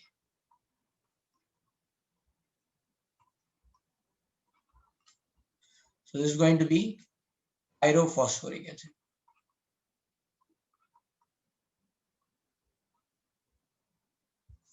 ऐसे ही अगर हमें यहाँ पे लिखना होगा,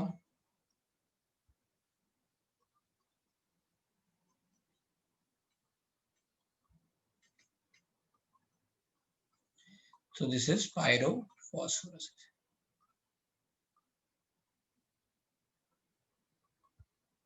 और अगर हमें यहाँ पे H4P2O6 लिखना है, then this is, यहाँ पे फॉस्फोरस फॉस्फोरस बॉन्ड बन रहा है.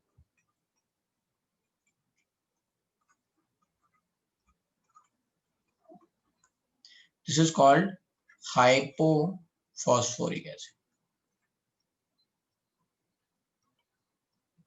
यही एक अकेला जैसे ऑक्सी एसिड है फॉस्फोरस का, जहाँ पे फॉस्फोरस फॉस्फोरस बॉन्ड बन रहा है. ठीक है,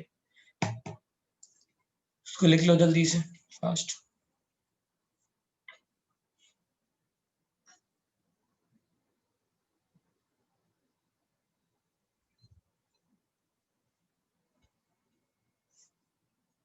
हाँ, जिसको डाउट हो वो पूछ लो। वॉइस प्रॉब्लम आ रही है, ओके। अब पता नहीं है वॉइस प्रॉब्लम क्यों आ रही है, मेरे एंड से, आपके एंड से, किसके एंड से? सबको आ रही है, ब्रेक हो रही है? तो मेरे एंड से होगी अगर सबको आ रही है तो।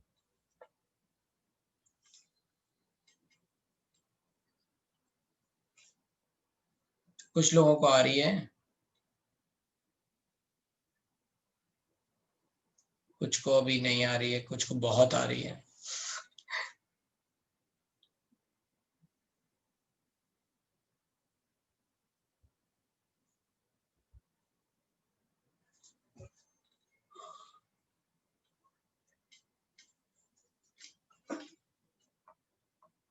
ठीक है, तो ये बार बार आप बनाओगे तो फिर और आइडिया लगेगा। इसके अलावा और क्या हो सकते हैं?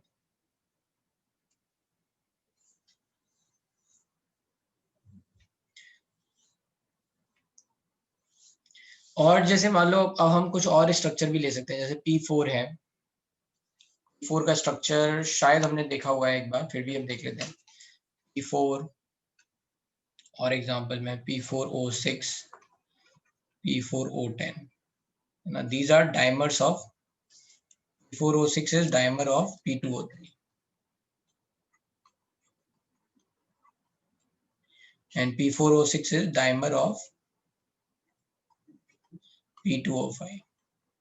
ठीक है, तो ये P4O6 P4O10 की तरह एग्जिस्ट करते हैं, है ना, not like P2O3 and P2O5। So P2O3 P2O5 क्यों नहीं बनाते हैं उसके बारे में भी थोड़ी देर में आएंगे। तो ये हो गए, और क्या लिख सकते हैं हम? P4S3 लिख सकते हैं, यूज्ड इन मैचस्टिक। जो ये रेड वाला पार्ट होता है उसमें ये यूज होता है मैचस्टिक में, लाइक दैट। ठीक है, ये सारे स्ट्रक्चर हैं, तो देखते हैं यहाँ पे, right, how it is going to look like. So this is going to be phosphorus, P4 का स्ट्रक्चर है।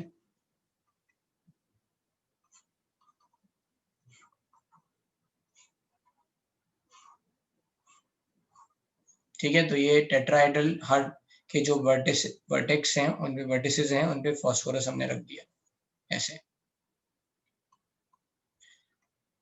सब पे एक एक लोन पेयर होगा, लाइक दिस। P4O6 कैसा होगा? फॉस्फोरस फॉस्फोरस फॉस्फोरस, 4 फॉस्फोरस लिखते हैं, इनके बीच में एक एक ऑक्सीजन डाल देते हैं।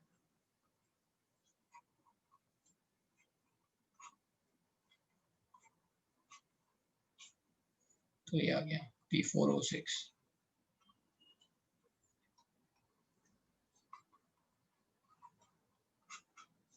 P4O10 लिखना है तो बस यहाँ पे हमने 4 ऑक्सीजन और लगा दिए तो डबल बॉन्ड आ जाएगा यहाँ पे।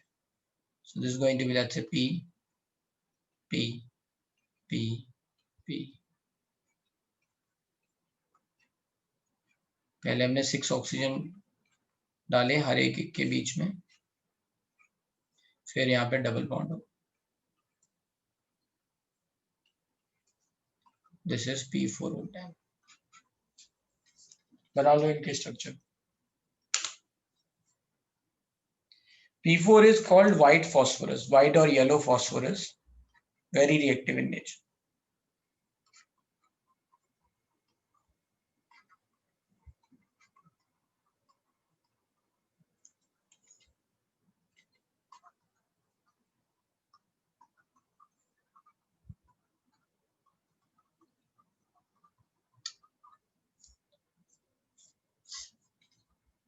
Very reactive in nature, catches fire in air.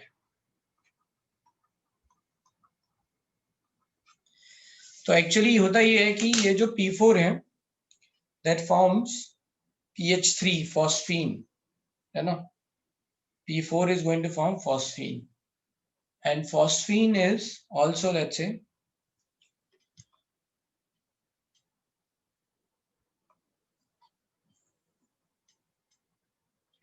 P4O6 का स्ट्रक्चर है, H6 नहीं है अनुष्का। दो फॉस्फोरस के बीच में ऑक्सीजन डालते जाओ, आसान है, ठीक है। Now catches fire in air, इसका यूज कहाँ पे होता है, ये कहाँ पे है, तो एक्चुअली होता क्या है, फॉस्फीन गैस होती है, जैसे CH4 गैस है ना, मार्श गैस, जहाँ कहीं स्वाम्प वगैरह होते हैं ना, मडी प्लेसेस, क्या बोलते हैं उनको हिंदी में, दलदल दलदल टाइप के, या फिर जहाँ पे ऐसा डिके हो रहा है कोई ऑर्गेनिक प्रोडक्ट, तो वहां पे मीथेन के साथ फॉस्फीन भी निकलती है, ठीक है, पीएच। और क्या होता है कि अगर उसमें थोड़ा P4 भी है तो वो that is going to catch fire, ठीक है। तो जैसे कभी आपने वो कहानी सुनी होगी कि कोई फॉरेस्ट से जा रहा था तो उसे एकदम अचानक से कोई भूत दिख गया, all this happens because of that, ठीक है। तो ये इसको बोलते हैं, जैसे एक स्टेटमेंट है will o wisp, I think you have heard और यू हैव नॉट हर्ड, तो कार्टून वार्टून में दिखाते हैं पुराने, उसमें विल ओ विस्प होते हैं, यही है ना, कि kind of a different type of images बनती हैं, राइट, क्योंकि ये एकदम से सडनली ब्रेक बर्न होना चालू होता है तो लगता है कि यार कुछ है वहां पे, कुछ दिखा हमें, लाइट दिखी, राइट, ऐसा कुछ।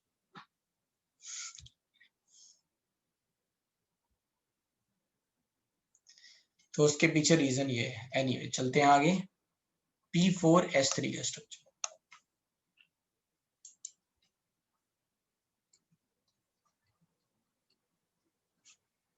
सो इन दिस पार्ट P4S3 ऐसा होता है, एक सल्फर डाल दो बीच में,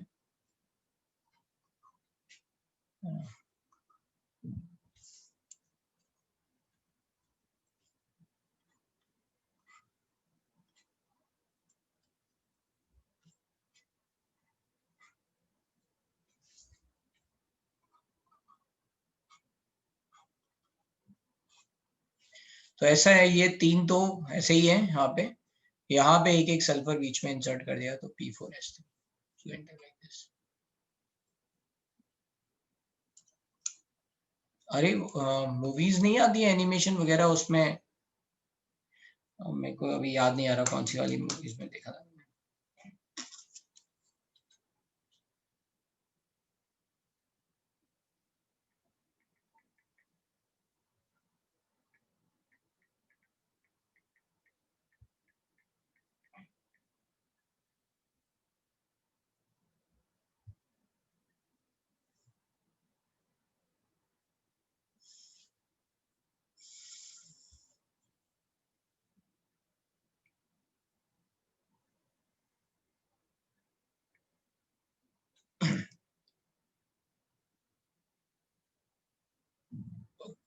That's why phosphorus is kept in water, water में रखते हैं, केरोसिन में रखते हैं सोडियम को, ताकि एयर से कांटेक्ट ना हो पाए। चलो आगे, हाँ केरोसिन में भी वैसे रख सकते हैं, basically we want to protect this, कि ये एयर की प्रेजेंस में ना आए। ये हो गए कंपाउंड्स ऑफ फॉस्फोरस। फिर उसके बाद इसमें और एग्जांपल लिख सकते हैं, जैसे POCl3 है, उसका स्ट्रक्चर कैसा होगा, like this it is going to be।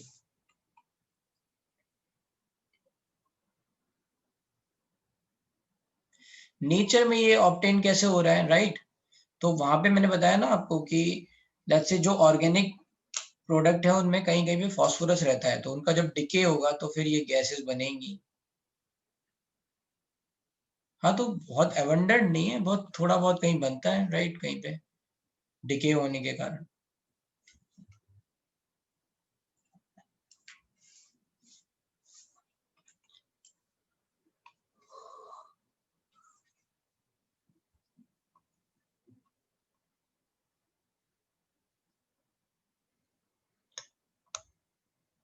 चलते हैं आगे, now compounds of sulfur।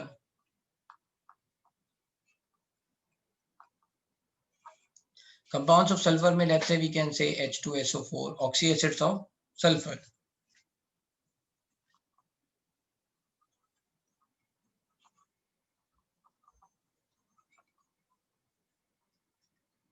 example could be H2SO3, H2SO4, H2H2O5, H2H2O7, H2H2O8, H2H2O6, ये सब आता है ना, 3, 4, 5, फिर कोई 6 यहाँ लिख देना चाहिए था, सब में आता है लाइक दिस। तो व्हाट इज द स्ट्रक्चर, देखते जाते हैं। एक लोन पेयर, तो इसको बोलेंगे क्या, sulphurous acid.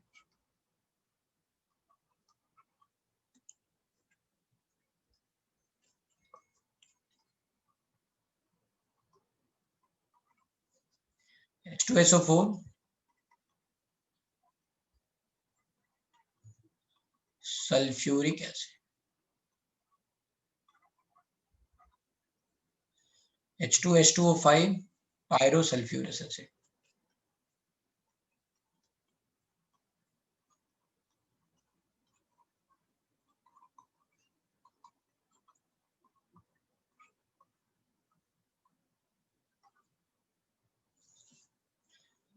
H2SO6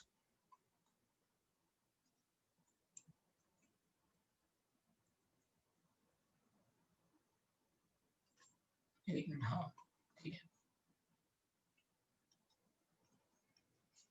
So it is going to be like this, इसको बोलते हैं डाइथायोनिक एसिड,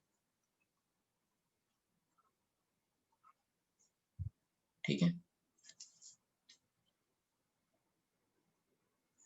फिर है H2H2O7,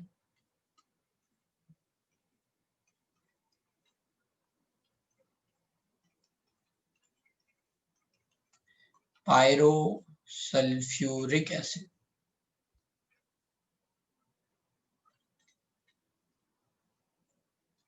और इसको बोलते हैं ओलियम, H2H2O8,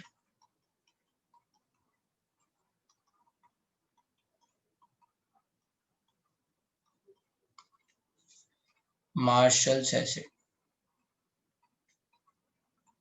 और परॉक्सी है ना, परॉक्सी disulphuric acid.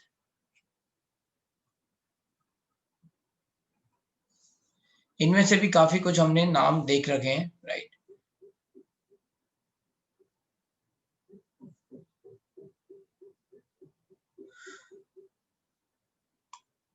डाइथायोनिक acid, dithionic, thionic, pyrosulphuric acid, Marshall's acid और peroxy disulphuric acid.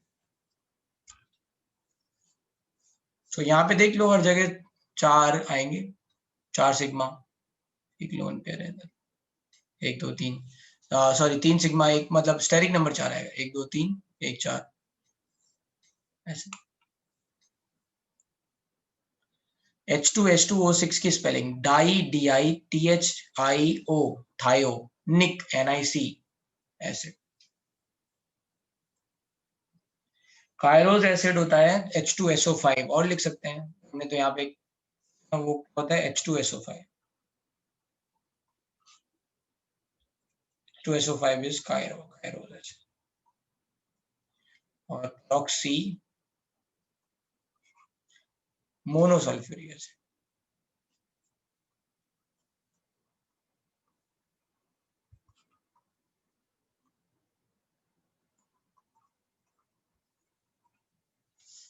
परॉक्सी monosulfuric acid कैसा दिखता है,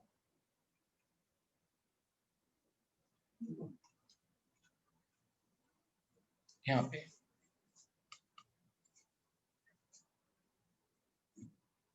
जल्दी से लिखो डायग्राम यहाँ पे, है ना, आपको बहुत कुछ कॉपी करना है अभी।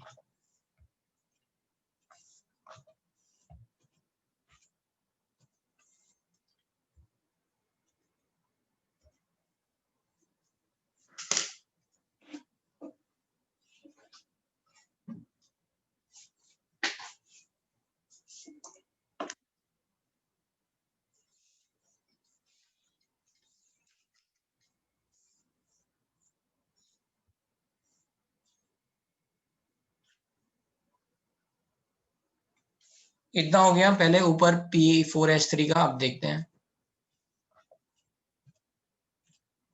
ये देख लो।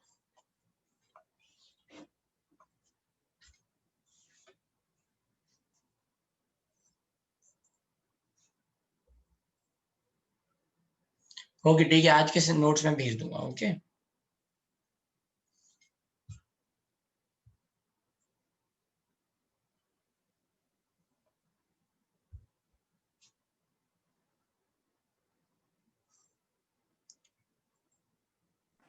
बोलो। सर पायरोसल्फरस एसिड में तीन हाइड्रोजन है ना, आपने बनाया।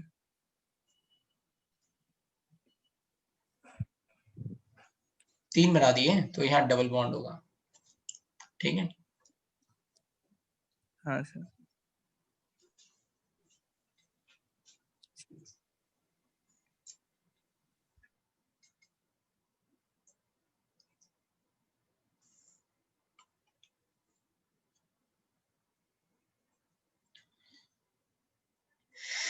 हाँ ऑयल ऑफ बिट्रॉल भी बोलते हैं सल्फ्यूरिक एसिड को।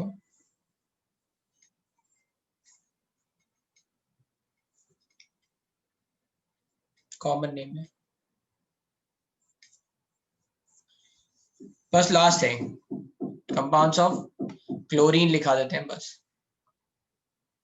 ओलियम को ओलियम ही बोलते हैं, पायरोसल्फ्यूरिक एसिड। चलो नेक्स्ट है compounds of chlorine.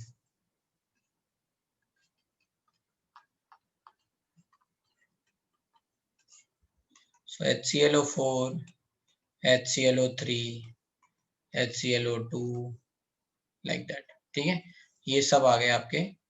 all those are going to be, so this is ClOOH, ClOOH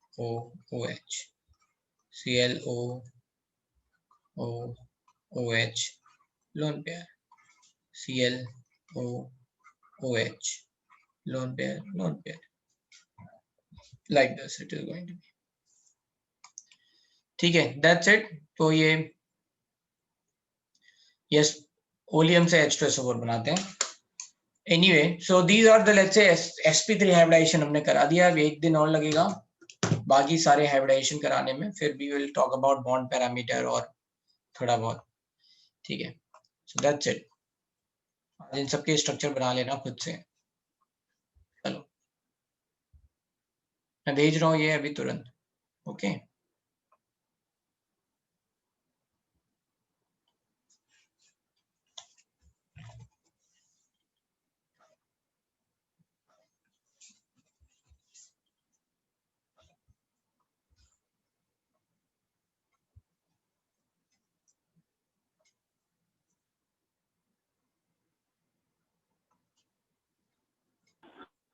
sir मैंने सारे एटॉमिक के लेक्चर्स देख लिया, मतलब लिख लिया है, पढ़ भी लिया है सर। मेरे को सिर्फ एक ही लेक्चर नहीं मिल रहा था एटॉमिक लेक्चर का, वो 14th वाला लेक्चर नहीं मिल रहा था। आप सेंड कर दोगे क्या मेरे को लिंक? एटॉमिक की एक प्लेलिस्ट बनी हुई है आई थिंक, उसमें देखो। नहीं, आपने सिर्फ फर्स्ट टू फोर्थ बैच का ही बनाया ना प्लेलिस्ट, बाकी और किसका नहीं बनाया ना। शीट में देखा तो सिर्फ उसका ही था, तो उनका फिफ्थ देख बैच लो वाले ना। लोग का है। उनके उसमें तो आपने, जब मैं देखा तो फिर उसमें वो उसका दिखा रहा है, साई वाला दिखा रहा है। आपने उसमें ना 14th वाले लेक्चर में हम लोग में ना वो करवा रहे थे, मेंडलीव का सारा करवा रहे थे, मतलब बोला था होमवर्क दिया था आपने। मेंडली वाला मैंने पढ़ाया नहीं किसी में भी। हाँ नहीं, मतलब नहीं पढ़ाया आपने, मतलब होमवर्क दिया था 13th लेक्चर में, फिर उसके बाद सीधे 14th लेक्चर चालू होने वाला था, पर मैंने देखा ही नहीं, मेरे को समझ में नहीं आ रहा था, तो मैंने सीधे 15th लेक्चर से स्टार्ट कर दिया, मिल ही नहीं रहा था। ठीक है चलो मैं देखता हूँ। मेरे को बस वो लिंक भेज दो ना सर। देखता हूँ ना, मुझे भी तो ढूंढना पड़ेगा। हाँ ठीक है सर, सॉरी सर। एमटी को प्रायोरिटी देनी चाहिए, बिल्कुल देनी चाहिए।